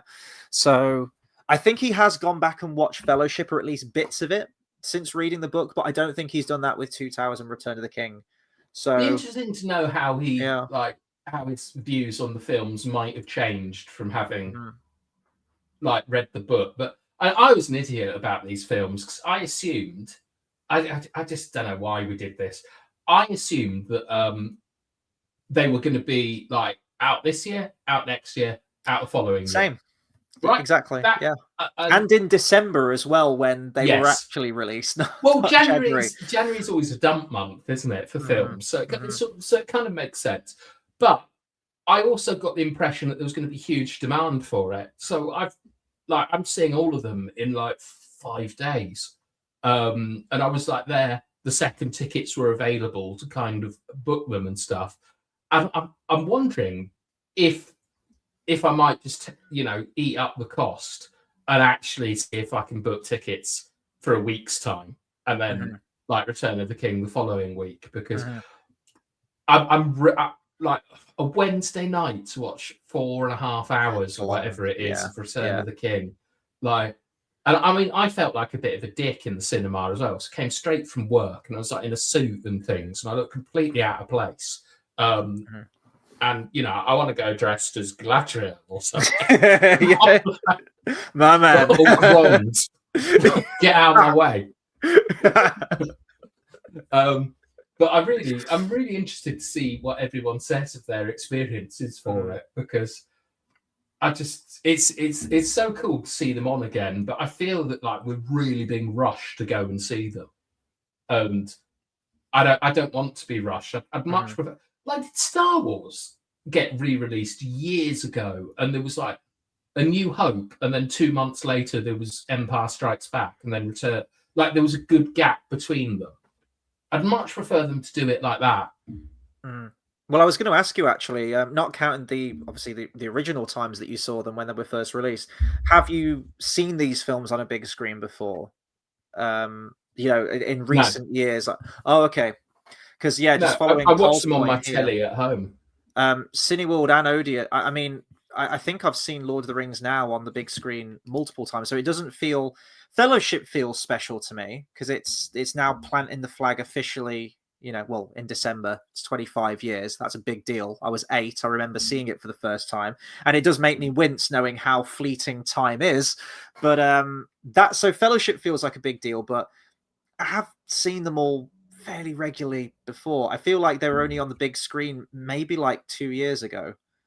And granted, the sound system shit itself, but like I was there, I was watching it on the big screen. So I do feel like Odeon do make them quite readily available. So that is taking my way. I think it's going to take away my enjoyment from Two Towers and Return of the King. Not just because the fact that I like those a lot less than Fellowship, but like they've been done, and it's not really their anniversary yet, is it? It's like you're on this council, but we don't grant you the rank of master. Like, wait your turn next year, and then Return of the King. So. Yeah, I mean, for me, the one that really stood out was the live orchestral version. Yes, it's back on again this year. They're doing that again this year. Yeah, I can't do. I just can't do all of these Lord of the Rings in a year. I feel it dilutes it or something. So I agree. I agree. Yeah, I've only seen Lord of the Rings up until yesterday. 3 times. I saw the original trilogy just 3 times, one each per film, and then I've seen the orchestral ones as well. So this would be the 7th time I've seen it on the big screen, and that is the only thing that's kind of saving me, to be honest, because I don't want to overwatch them and things, because I do really like them, but I probably prefer actually to read the book now than like to go and read my favorite chapters rather than watching the films, because I know them so well. I've seen them on my own. I watch them about once a year. I would say like sort of like November is when I start watching Lord of the Rings again, and I just don't want to be desensitized to it. Let's see. Let's bring up a few more comments here. Just going back to some. Toblerone says, sadly, no popcorn buckets at my chain, but I took a 3-course meal in. Good man. 3.5-hour movie without a break needs nourishment. Yeah, I've seen a lot of big films this year. Well, I'll say this year. Well, last year now. Kill Bill, The Whole Bloody Affair was amazing to see on the big screen. I never thought I'd get that chance, but that was a long sip. Did they add anything to it? Yeah, so The Whole Bloody Affair... just the way it's structured. I'd seen fan edits before that tried to replicate it, but there's an extended anime sequence, which was only exclusively in The Whole Bloody Affair. The fight scene was in color. There's a few extra shots here and there during that fight. Most of the changes are in the first film, Volume 1, or the first half of the film. Yeah. And then after all the credits, which go on for an eternity in themselves, there was this new... I think Tarantino had like paired with Fortnite. Every fucking film company does it, yeah. And there was like the lost chapter of Kill Bill, and it was this idea that he was initially batting around when he did the first draft of his script, where Go-Go, the Japanese schoolgirl, yes, the maid, her twin sister tracks down the bride to get revenge on her because she killed Go-Go. And she's armed with grenades, and she blows up the pussy wagon, which explains why the pussy wagon just disappears when we get to Kill Bill 2. But it was all terrible. It was done in this Fortnite animation. They were shooting guns with like the Fortnite pixelated effects in them. Dear. It was just, it was kind of a hot mess. And it finished, and I was like, I could have done without seeing that, I think. What was Tarantino's price? Yeah. And for me, maybe this is a silly opinion, but I think that if a film is a film, it should just be experienced as a film. Like, you don't need to mash them together, like to change the experience. Like, well, The Whole Bloody Affair was how it was originally constructed. It was made as one film, and because it was like 4 hours plus or however long it is, they just split it. The studios were like, you got to split this. And I think it works as both. I think it works as one big, complete, however many chapters it is, 8-chapter story, whatever it is. Personally, for me, and this is just probably because how I've grown up with it and experienced it, I do like it as 2 separate films. There's a clear, distinct, different style between Kill Bill 1 and Kill Bill 2. One's more of your crazy anime, Eastern-inspired, and the other one's the more slow, methodical, talky, dialogue-heavy Western. I much prefer the first. Same. I think the second is good, and I like the sort of the Eastern training. Is the Eastern training in the second one? Yes. Yeah. Like I think it's good, but your sort of introduction to it, and certainly that theme tune, which is so cool. Like, I really, really like Kill Bill. I just wish Quentin Tarantino would bloody make films again. Mm-hmm. He's got one more, isn't he? One more, and he's all done. I don't know why he's put that self-imposed deadline on himself. Like he won't stick to it. No way on earth will he stick to that. I don't think he has already. I'm fairly sure that he's scrubbed a film he made called The Room. Like it's dreadful. There was a film once called The Room, and I think it's 4 different stories, and one of them is directed by Quentin Tarantino. Mm. And he's taken that off his kind of film list because it's pretty shit. Oh, right. But I mean, I remember he was talking about directing Star Trek at one point. Yeah, he threw an idea out for that. It'd be interesting. But I just there was going to be one about a film critic was meant to be his 10th film, which I've heard he's scrapped that idea now. See, I would have been happy if Once Upon a Time in Hollywood was his final movie, because I think that would have been such a love letter. That was sort of like, his signature at the end of it. Would have been a great way to bow out. But he's got one more, so he better not drop the fucking ball. If it doesn't go over well, then he'll probably try and make another one to try and justify that one. I guess we'll see. Toblerone says, I agree, extended editions, it's too long, but we were there for it. The prologue is indeed cinematic gold. Yeah, it's great. Carl says, I've told this before, but when we came out of COVID, my local Cineworld showed all 3 extended editions in one day. Was me and one other guy in there. We'll never forget it. That's pretty cool. Have you ever had an experience where you've gone to the cinema and there's like either just you or just like a single digit amount of people in there? Yeah.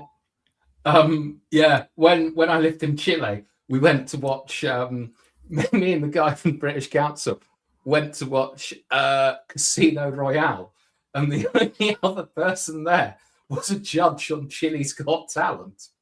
Oh, right. I didn't know. I had no idea who this person was, and this guy was really like excited about it. But there must have only been like 10 people or something there. I can't. I don't know. I mean, my best moment, as I told you, was watching Rocky in Brazil and everyone joining in with the Rocky song. That was wild. You were in that damn audience of like the actual boxing match for that, by the sounds of it, with the crowd. Oh, it was so good. It was so good. People throwing stuff, charming. It was fantastic. I think for me, the one that sticks out in my mind, going back years now, when I was a young'un, my dad took me to see Disney's Hercules, and it was just me and him in there the whole time. That was pretty special. That was one of my favorite Disney films as well, so that was a good moment. Toblerone says, thankfully my theatre was silent for pretty much the entire thing. We were part of the Cineworld Orc rabble, were not deemed worthy to see Peter Jackson's intro. You didn't miss anything. JD Seaman says, are you still bafflingly pissed that The Hunt for Gollum, a fan production that I've never seen, is actually getting an official Hollywood treatment? So much that you ask, what's even the point of it? Well, I was more pissed that it got scrubbed off YouTube, because Warner Brothers bigwigs probably tried to get in and tried to put the kibosh on a fan film that was made well over a decade ago, maybe a decade and a half ago. I can't remember how. Was it 2009? That fan film, The Hunt for Gollum, came out? No idea. Never seen it. Thankfully, they disputed it, and it's back on YouTube now with all the original comments and everything. But yeah, just these fucking big Hollywood productions. I actually haven't seen it. I've seen Born of Hope. I think I did a review for Born of Hope on the channel, actually, with everything in Middle Earth. That was quite a good one. You sort of going, well, this is, like a low budget fan made thing, but the love is there for the source material, and it was actually really accurate to the source material. But I haven't seen Hunt for Gollum, so maybe I'll probably review that before the new one comes out, and then we'll compare and see how it does. Yeah, have you ever heard of the Indiana Jones one? Like where someone has tried to recreate Raiders of the Lost Ark, and they've done everything except for the bit with the submarine. Right. Okay. Apparently, it's really impressive. It's like I've never seen it, but I think Steven Spielberg has like campaigned for it not to be taken down and things like that. Because it's just a bunch of crazy fans who decided to remake it. You got to find a way to do the submarine, though. You got to find a way. Miniature, toy, whatever. You got in the bathtub. Just get creative with it. With me, yeah. Yeah, there we go. Tobero says, "Bath time. What is your favorite Galadriel moment in the Lord of the Rings saga?" The Lord of the I Rings guess is saga. that's also including the Hobbit, I suppose. I do like it where she turns into a sort of like a green witch, talking about how she would be beautiful and cruel and powerful and things when she's tempted by the ring. But I am not. I think that the treatment of Galadriel in the Lord of the Rings films is. I don't really think that they knew how to present her character because she's often sort of like Gandalf's superior in a lot of, certainly in the Hobbit Or and Lover stuff. in the Hobbit as well. Yeah, and she's like more powerful than the Astari. Yeah. It's like Tolkien. Obviously, he's deliberately vague about a lot of stuff in Lord of the Rings. It just happens, like, you know, someone's mind is just mastered, and it's up to you to interpret it. And I think that the depiction of Galadriel in the Lord of the Rings is quite confused, and I don't think that they ever really knew how to kind of like present her. So I've always had issues with her character, to be honest, in the films. And I mean, in the bloody TV show, it's just madness what she's doing half the time. I know. I actually, in preparation for me coming up with my picks for the films I'd like to see, the Aragorn and Arwen stuff, I found an old interview of Liv Tyler where they were talking about how they removed all of her scenes that they shot at Helm's Deep, where she was going to be like Xena Warrior Princess. And Liv Tyler herself says, you don't need to put a sword in her hand to make her strong. You know, that she can be a strong woman without doing battle or wielding a sword. And I thought, how refreshing is that? How just that level of awareness for a character and how it should be portrayed. You never get that now. I don't think I've seen her really talking about Lord of the Rings ever. There's one interview with Stephen Colbert where she brings a sword out and starts shouting stuff. It annoys me that he reacts like a fanboy to it, because he should really be saying that this isn't what happens in the actual thing. But I've never really sort of like the rest of them weren't bloody shut up about it, but I can't remember seeing Liv Tyler talking too much about it. I think she did a really, really good job in the films as well. She's great. She's great. Certainly compared to what's her name out of Lost. Oh, Evangeline Lilly. I don't blame her. I think she's a really good actress. She's got fucking brain damage, hasn't she? I don't know how serious it is. She was on holiday and she fainted and she went headfirst into a fucking boulder. And apparently she's got like lasting brain damage from it. As I say, I don't know how severe it is, but yeah, shit. Best wishes. But she's bowed out of acting because of it, and I was like, well, I guess we can strike her off the record for Hunt for Gollum then, you know. God, would they put her in it? That's what I'm thinking they would if they go into the woodland, because she didn't die at the end of Battle of the Five Armies. She's still very much alive and well. They'd have to explain like why Legolas hasn't married her and things and so on. It could be an interesting conflict to have. Did she just do like a Jules at the end of Pulp Fiction and just go and walk the earth or something because she's lost Gilly and it was real? I bet you they might even kill her, like off screen, like Hicks and mute her. Oh, that's very sad. I hate her character in. I don't like her in Lost either, but you're right. She's good. She's a good actress. That's awful news. JDC says, oh, sorry, I read that one, didn't I? Carl says, the only film I haven't seen at the cinema that I want to is Donnie Darko. It's the 25th anniversary this year, so fingers crossed. I'm pretty sure they'll put that on the big screen. I really want to see the Dollars trilogy. That's the big one for me. I feel like I've seen pretty much every other film or franchise on the big screen that I care about. But to see that, and I think it is the anniversary of at least The Good, the Bad, and the Ugly towards the end of this year. So I'm hopeful. But yeah, seeing those on the big screen would be mental. I love the Dollars trilogy. I'm not a huge fan of the first one. That was just them finding their footing, wasn't it? I really like For a Few Dollars More, like the Lee Van Cleef character and his sister, isn't it? He's getting revenge on, and the locket. Yeah, good stuff. I love like the good, the bad, and the ugly. I think everyone does. I'd love to see Alien on the big screen. To be honest, I'd quite like to see RoboCop, which is one of my favourite films. I've seen that on the big screen. I've missed the opportunity for Alien and Aliens, but if it comes around again, I'll probably check those out. All right. The one I've seen The Thing on the big screen, which was a lot better than I thought it was going to be. To be honest, trying to think like what I'd like to see on the big screen that I haven't. I don't. Evil Dead might be pretty cool. The Evil Dead trilogy. I think I've seen Evil Dead 2 on the big screen, so I'm a third of the way there. Not a wild fan of those films, to be honest. They're not bad. They just don't move me the way people do. I quite like the third one. Yes, Army of Darkness is great. Yeah, that's fun. But I've done all the Rockies, more or less, I think. Star Wars, Lord of the Rings, Indiana Jones as of last year. Yeah. Do you know what? The Matrix I wouldn't mind to see on the big screen again. That's a good one. I went to see the first one. Actually, I don't think they put the second and third one on, probably for good reason. But I did the original one. So that was a good one.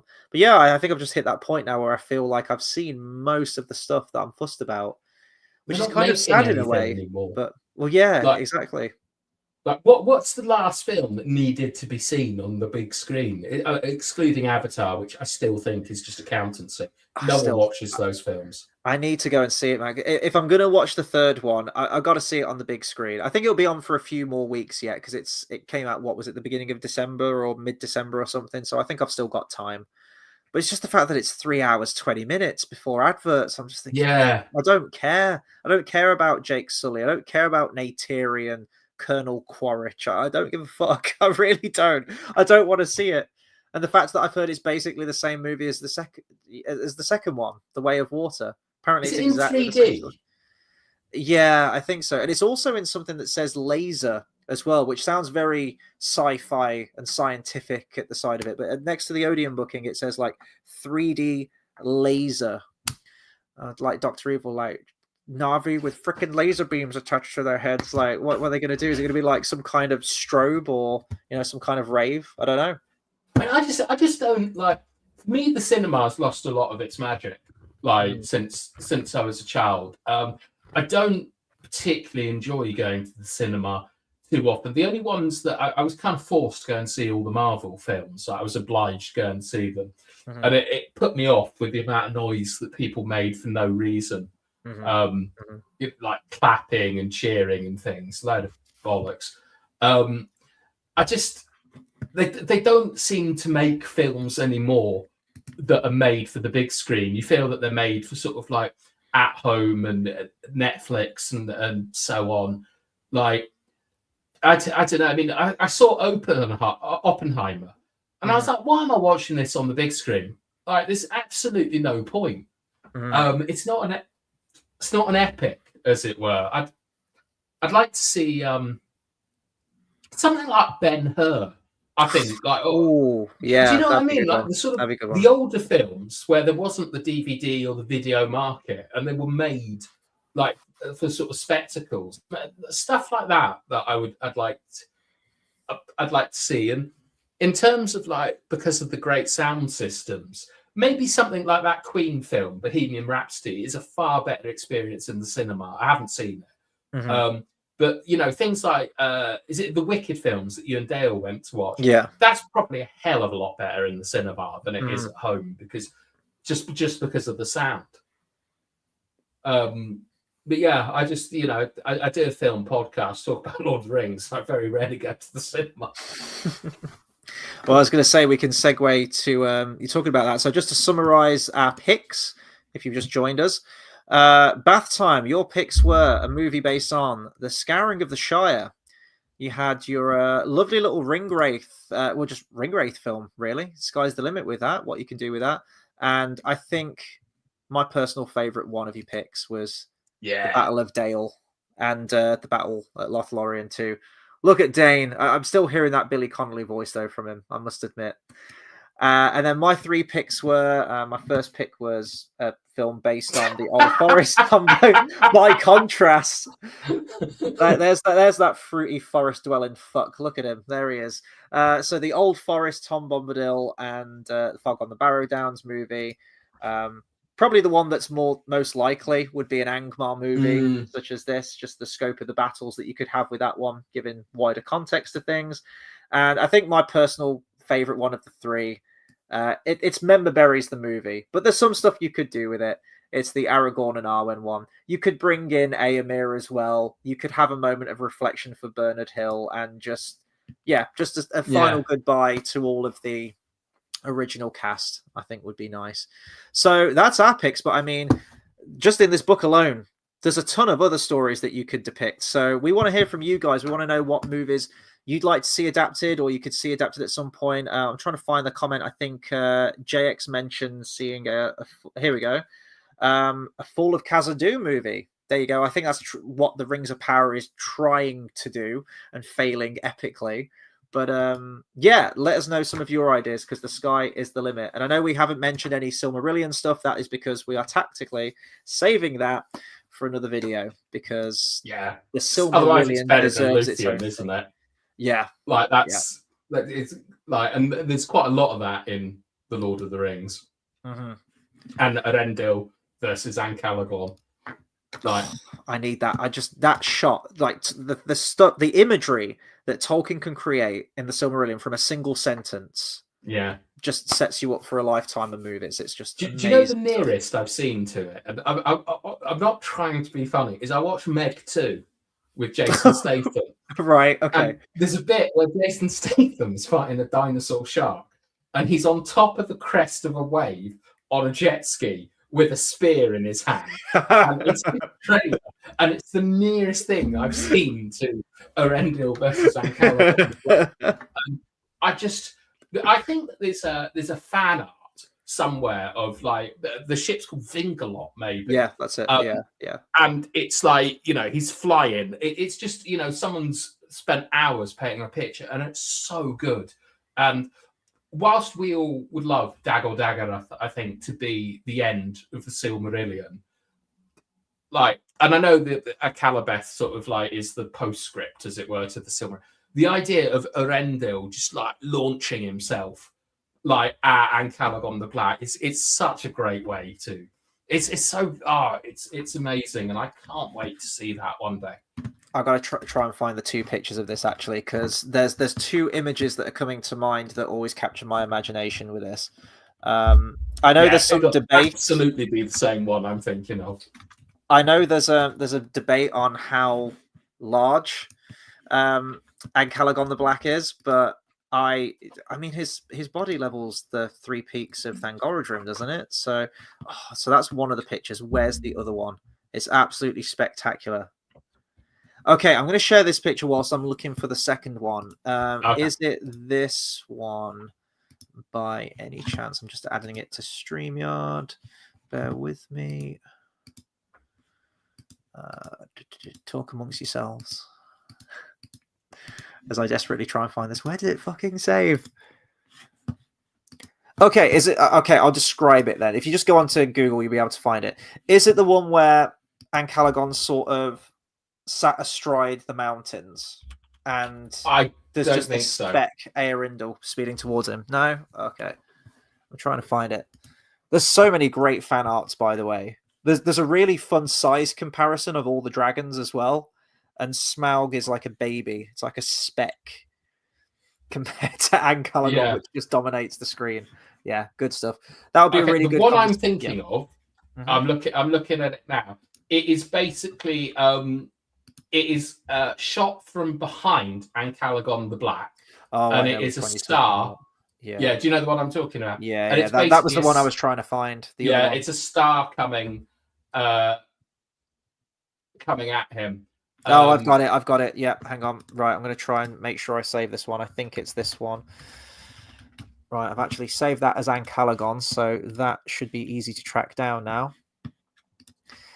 I believe you are talking about this one. Yes. Even though it's horrible quality, but Yeah, the that is ideas there. exactly the one that I was thinking of. I love that. Just look at that fucking elf just flying at him in a boat. Let's go. Well, he's a man, isn't he? He's a man. What, Arendelle? Yeah. He's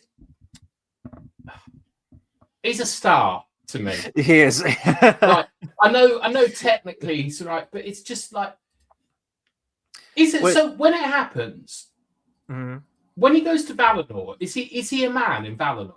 He's a man, yeah. And then they say, well, you've like broken the oath because no man may set forth in Valinor. So is he not changed in something else in Valinor, or he's just let off?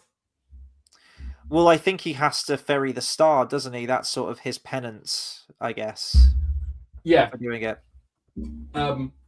But I like in Tolkien's Legendarium how it's always man that slays all of the dragons. Yeah, all of the dragons that are mentioned are bested by men in some way, which I think is really cool. Never made that connection before. I just know that one and Smaug, obviously. Well, you have Glaurung, who's bested by Turin. Yeah. You've got Smaug, Bard. Then there's Scatha, which I think is killed by, is it Gram or something? Or Fram, I think his name is, part of the Rohirrim, I think. Yeah, you got Ancalagon the Black. So yeah, not sure about the Fire Drake that attacks Gondolin, though. Maybe there's a mention there. I'm not sure. And I guess we'll finish off with this. Carl says, cinemas do need to evolve as the experience is being diluted. I think if they could guarantee a good experience, more people would go. Yeah, I think it's just that the shift to streaming services, and just to be honest, the only films that I go and see now are rescreenings of films that I love that maybe I haven't had the opportunity to see on the screen. Or in this case, it's Lord of the Rings, which I've seen a million times, but I'll go and see it a million more because why not? Bathtime, thank you very much for devoting another Lord of the Rings epic length amount of time to this stream tonight. I appreciate it. It's always great talking Middle-earth or anything with you. It's really good fun. Where can people find your channel? You mentioned it a little bit earlier. It's not very good. It's called Real Talk. Thank you. Oh, you've got it. There you go. Here's what I made earlier. Yeah. Look, on Monday nights at 9 o'clock, I talked to an actor friend of mine about a film. We're doing The Life of Pi on Monday. We just talk about the screenwriting and the acting and things like that. Like, Carl often joins us. It's probably not the best use of your time, to be honest. But if you do want to come and sort of join a film club, you're more than welcome. You need to stop underselling this. It's a good fun. I watched your stream on, actually I'm catching up on the one that you've done recently, Life is Beautiful, but I watched your stream on The Raid Redemption, which I think was the UK name for it, wasn't it? I think it is just called The Raid, but for some reason they called it The Raid Redemption for us in the UK. I don't quite know why. And I can say it's a fantastic conversation. I think you two have great chemistry with each other on the stream. So yeah, it's always intriguing to see which films you guys recommend each week. That's definitely one of the big draws that keeps me coming back. So yeah, was it your pick for Life of Pi? Tyrone picked for you. Okay, yeah, interesting. It's a very pretty film, I will say that. The Life of Pi. Is it good? Ang Lee, isn't it? Is it Ang Lee who did it? It is. Yeah. Is it good? It's a good film. I never read the book, so I don't know how close it is, but it is a visual feast. It's a gorgeous looking film. It's a solid film. I enjoy it. It's not one that I'd sort of like rush back to anytime soon, but I'm kind of like that with a lot of films, to be honest. But it's a solid film. It's a solid film. I think you'll enjoy it. And of course, we've already mentioned this, but do let us know which stories from the Lord of the Rings you'd also love to see be adapted, and we will try and get on a Silmarillion video as quick as we can. I probably do need to do another reading of that book at some point. Man. One does not simply absorb all the information from the Silmarillion, especially not on one reading, but I've probably done about 10 readings of that book, and getting a little bit closer every single time I read it. So I've done it 2.5 times. I'm sort of doing it again, but it's not a novel.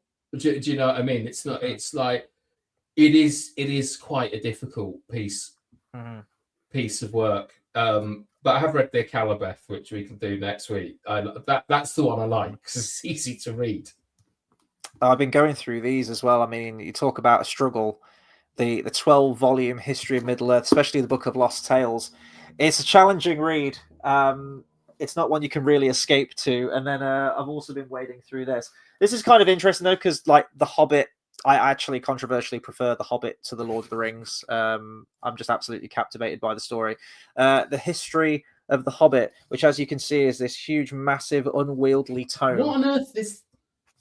Is that by Tolkien? Yeah, well, it goes through all of his early writings, from the initial concept where Smaug was a dragon called Prifton. Gandalf was actually Thorin's character. And Gandalf was called Bloodorthin.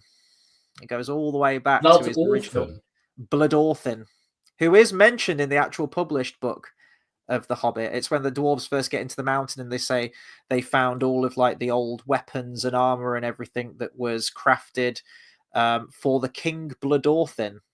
And we don't know who this king is. We don't know if he was a king of the dwarves, king of men, whoever. We don't know. But Bloodorthin, the name, was originally given to Gandalf. And Thorin was called Gandalf, which is really confusing when you're reading the early transcripts and you're so used to Gandalf being Gandalf.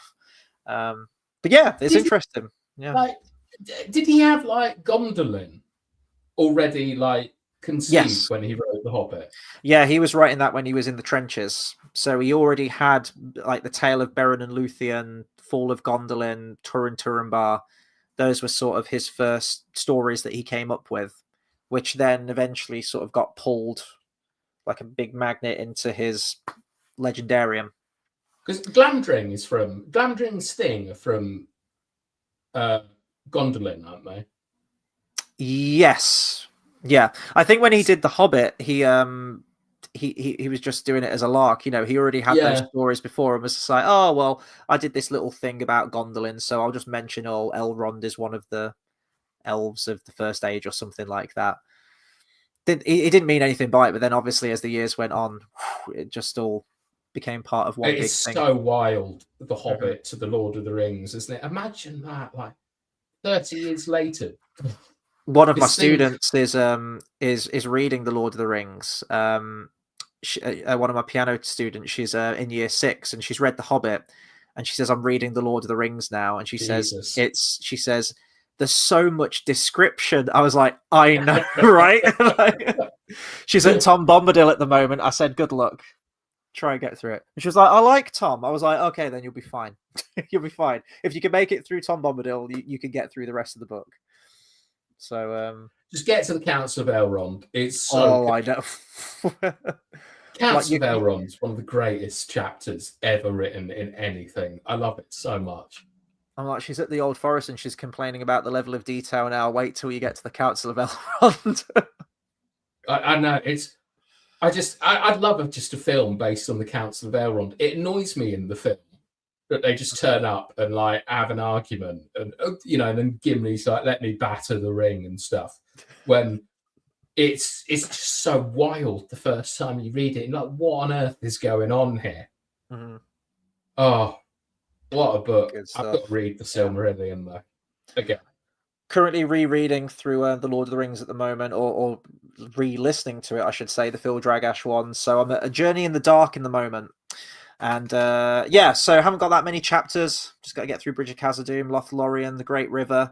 And I should hopefully have that done before I at least see Fellowship of the Ring next week, which then gives me a week to wade through Two Towers. So I'm hoping I can do it. I want to try and read each one before the movie, but we'll see how that goes. The problem with Two Towers is that they've moved so much stuff about that you really have to get into Return of the King, don't you? I mean, like...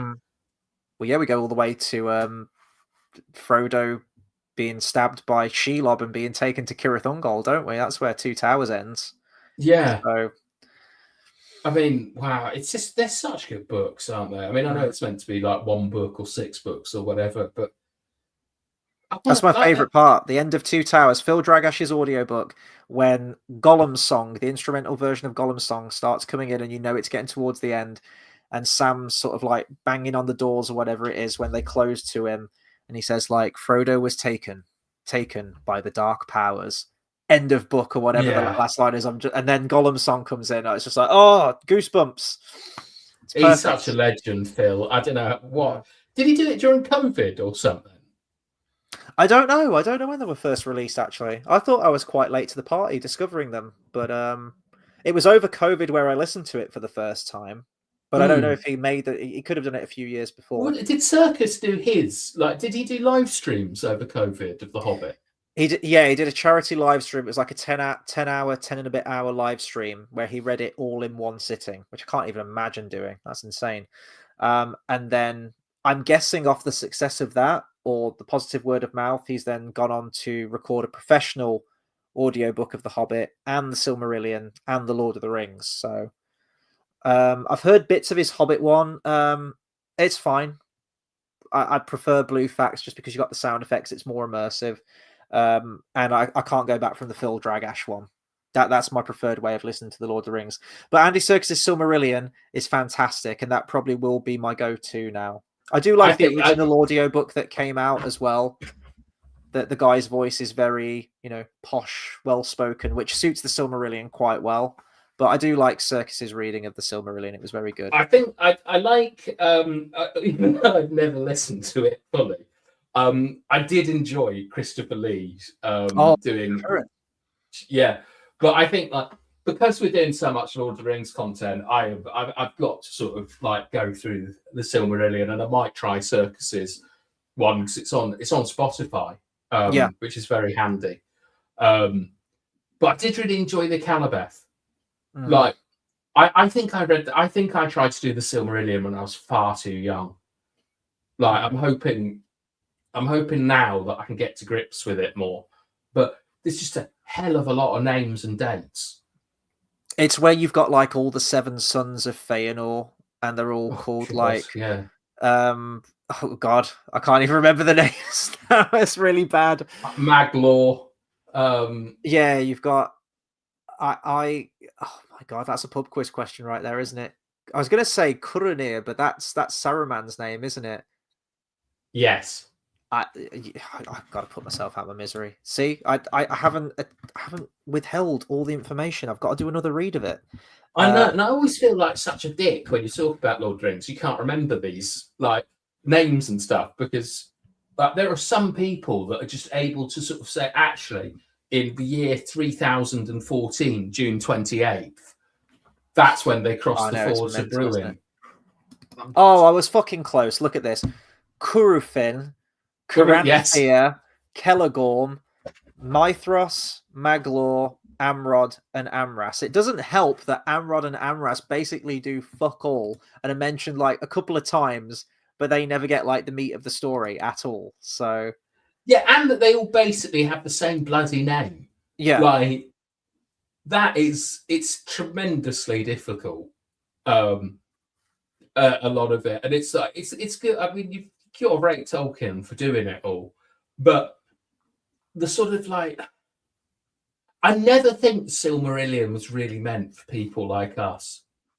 I think it was so personal to him, and the way that these are told in the appendices and the Lord of the Rings is how he really wanted us to experience it. I know he wanted to publish the Silmarillion alongside Lord of the Rings, but I never think he got it into a workable state for himself. And you've got to give big shouts out to Chris Tolkien and the other guy who everyone always forgets, who sorted the Silmarillion out. But I do have a slightly snobby view on it, that it's undercooked and it's not meant for public consumption. And it's almost like a posthumous album where they've taken like demos of a band and cobbled it together. It's like, yeah, but would the original artist have put it together like this? Maybe they would have dropped some ideas, changed some names, changed some things around. Because there's moments where Sauron's shape-shifting into a werewolf and a vampire bat, and it's all really cool and interesting, but I don't know if that's really congruous with how we see Sauron in the later writings of the Second Age, like the Akalabeth stuff, or certainly in the Lord of the Rings. Yeah, it's sort of like James Bond or something, where it's like Sean Connery's is very different to Pierce Brosnan's, and there's all this whole weird thing about cats as well. Like, you know, Tevildo, the Prince of Cats. Yeah, that was Yeah. Sauron's original entity. Yeah, then he was And called things- Thu, I think, for a while. So you know, yeah, things like the Hound of Valinor in Beren and Luthien. I think Beren and Luthien is pretty much exactly how he wanted it. Like, but I still think that Dagor Dagorath makes the most sense to end the Silmarillion with. And I mean, I'm not getting around to it anytime soon, but like in the unfinished tales and stuff from like a couple of videos I've seen, there seems to be some stories and some ideas that would work really well in the context of the Silmarillion. And you know, to anyone who loves it and who loves Tolkien, I'm not dissing it at all, but the two books that we have that are how they should be are The Hobbit and The Lord of the Rings. And the Silmarillion it doesn't feel like it's in its final sort of state, and it feels a little bit unsatisfying sometimes because of that. And I think that Chris Tolkien has done great work. Absolutely no issues. And I love the fact that he doesn't say it's anything less than him trying to make his dad's notes sort of make sense. But I always have this in the back of my mind when I'm trying to read it, that the way I should be consuming it is through the appendices and the songs in Lord of the Rings. But like reading the Akalabeth was absolutely fantastic. But there's so much stuff that I feel is missing from it. Like it's you know, like when we eventually do that chapter, there's so many cool things in it that I still think could have been fleshed out a little bit more, because they rhyme so well with the Lord of the Rings, and it's almost like he's playing with these concepts, trying to make them make them satisfying to himself. And I just really wish that he'd been able to finish all of this stuff. It would have been fantastic. Well, for me, the Akalabeth poses one of the biggest plot holes, it's kind of sidestepped. It's not really mentioned. Is this the ring? The ring. Yeah. Where is it? I'm thinking, is Sauron wearing it during the Akalabeth, and when he's devastated by the wave, and I guess he turns into like a black smoke monster, is he kind of holding the ring suspended in that black smoke as he flies back? Because I don't think he just leave it in Mordor. He just like has a word with his ring race, like, no, don't touch it. I don't okay, think he leaves it either. So yeah, I don't buy that he'd do that. It'd be upon his person the entire time. So... I mean, yeah, his plan is to sort of corrupt and things like that, and he would definitely have it when he meets Ar-Pharazôn in the field, like without question. It's similar stuff, like what would happen if a fly went through the hole in the ring or something. I think that these are the things that Tolkien, like, the reason that it was never sort of published is he's trying to work out like how, you know, there's so much stuff that he's got exactly down and it makes so much sense. And then you think about like the problem of the orcs, and you know, like how does Sauron get back to Mordor with the ring? These are sort of like, they feel like puzzles that he never really solved. And I think it's cool that we get this like insight into where he was thinking and stuff. But it does strike me a bit like Helm Hammerhand, where he's got the broad strokes of something, hasn't quite worked out the details yet. And I'd love like the real details, because you're so right. Like, how does he get? Because he's never able really to take form again after that. The world has been completely the world's been rounded as well, which is something I find quite funny that we just skim over. That it's gone from flat to round. And I think that Tolkien probably would like a more satisfying explanation to that, and also consequences of what happens when the world is round, because that would mean the ban of the Valar is essentially over, because you can just sail east for a really long time.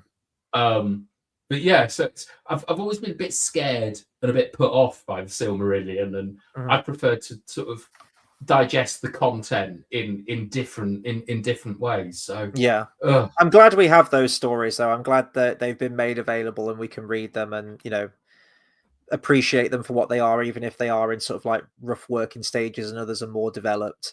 And then you've got the subsequent writings that you sort of have to jigsaw puzzle a lot of stuff with Tolkien's writings together, whether it's from Unfinished Tales or information from the history of Middle Earth or the nature of Middle Earth, actually, which I need to buy. That's one of the books that I don't own, which is probably the most recent release of Tolkien's writings that they discovered, where I think he actually mentioned that if he'd have sort of like reworked it, the world would have to just be round all of the time. So I think even then, yeah, he was thinking about, but then he'd have to write back and just, you know, eliminate huge masses of his legendarium that he'd written at that point. And I think I've seen an interview where Christopher Tolkien talks about it. He says it just, especially because he was getting older at that point, it just became too large. It was just this, it could never be completed because the world that he created was so involved that it had like taken on a life of its own. He mentions about where Galadriel sails back to Valinor. I mean, that's going to be an awkward conversation when she gets back because she was one of the Noldor that left and went over the Helcaraxe. So it's like, hi guys, remember me? I'm back. No hard feelings. I love his letters because I need to read them actually. Yeah. I haven't read all of them. Like, obviously, there are very famous ones, but I love the idea of someone writing to him after reading Lord of the Rings. Like in particular, there's one about the Balrog, where he's like, "Look, I reckon Gandalf is some kind of angel, and the Balrog might be an angel," and then he just gets back this mental like backstory from, and I always imagine what it would be like to sort of be corresponding with the professor, and you're like, what on earth is going on? It's like, yeah, there was this thing called the Battle of like Unnumbered Tears, and you're like, what are you on about? Like, this is absolutely insane. Like it would have been like so cool and things, and I also love the fact he doesn't know half the time the answer to questions. He's very evasive about ones with Tom Bombadil as well, which I like. Yes. Yeah, it helps maintain the illusion, I guess, of Bombadil. JX says, I think he wrote in a letter that he had the ring when he fled Numenor. If the ring can vanish with you into the Wraith realm, I assume it's weightless in such a form. So to put it on in Mordor, tempting. Yeah, I guess it would sort of dematerialize with Sauron, perhaps. I don't know. We have to create our own explanation. I can think of a good explanation. Go on. Is that it was part of him up until the changing of the world. Do you get what I mean? That it's part of his spirit and stuff. And so the Sundra, you know, like the whole sort of like, I don't know, like Middle Earth 2.0. After, you know, the flood of Numenor and things, it changes the rules of the physical and the material and the Wraith world, and that is what sort of, and if, because he does resume resume physical form because Gollum says 9 fingers, but yeah. it would be interesting if the explanation is that the ring was the only thing, because he split himself, he remained in the spirit world, but the ring was of the material world. That, I think that would be a relatively satisfying explanation to it. Now I'm just thinking of like a Madonna montage with Material Girl playing over Sauron as he goes, as Melkor down on his knees. As Morgoth picks water lilies for Sauron, or vice versa, whatever we said. Right, let's round it off there. 3.5 hours. I think that's a good run time for any Lord of the Rings video. Once again, Bathtime, thank you so much for jumping on with me tonight. It's been a great discussion. It's always a pleasure chatting Middle Earth with you. And big thank you to everyone that's stayed for the full duration of the stream. There's a few of you. So yeah, JX, Absolute Trooper, Carl, everyone who's returned once again, we'll hopefully see you on the next video. I can't promise that Silmarillion's going to be the next video. It'd probably be the Akalabeth, won't it? I guess, and that's probably going to be our next one that we dive into. Yeah, so that's what I'm going to be listening to this week, and we'll get a live stream to you. So, have a good night, have a good weekend, everyone, and we'll see you soon.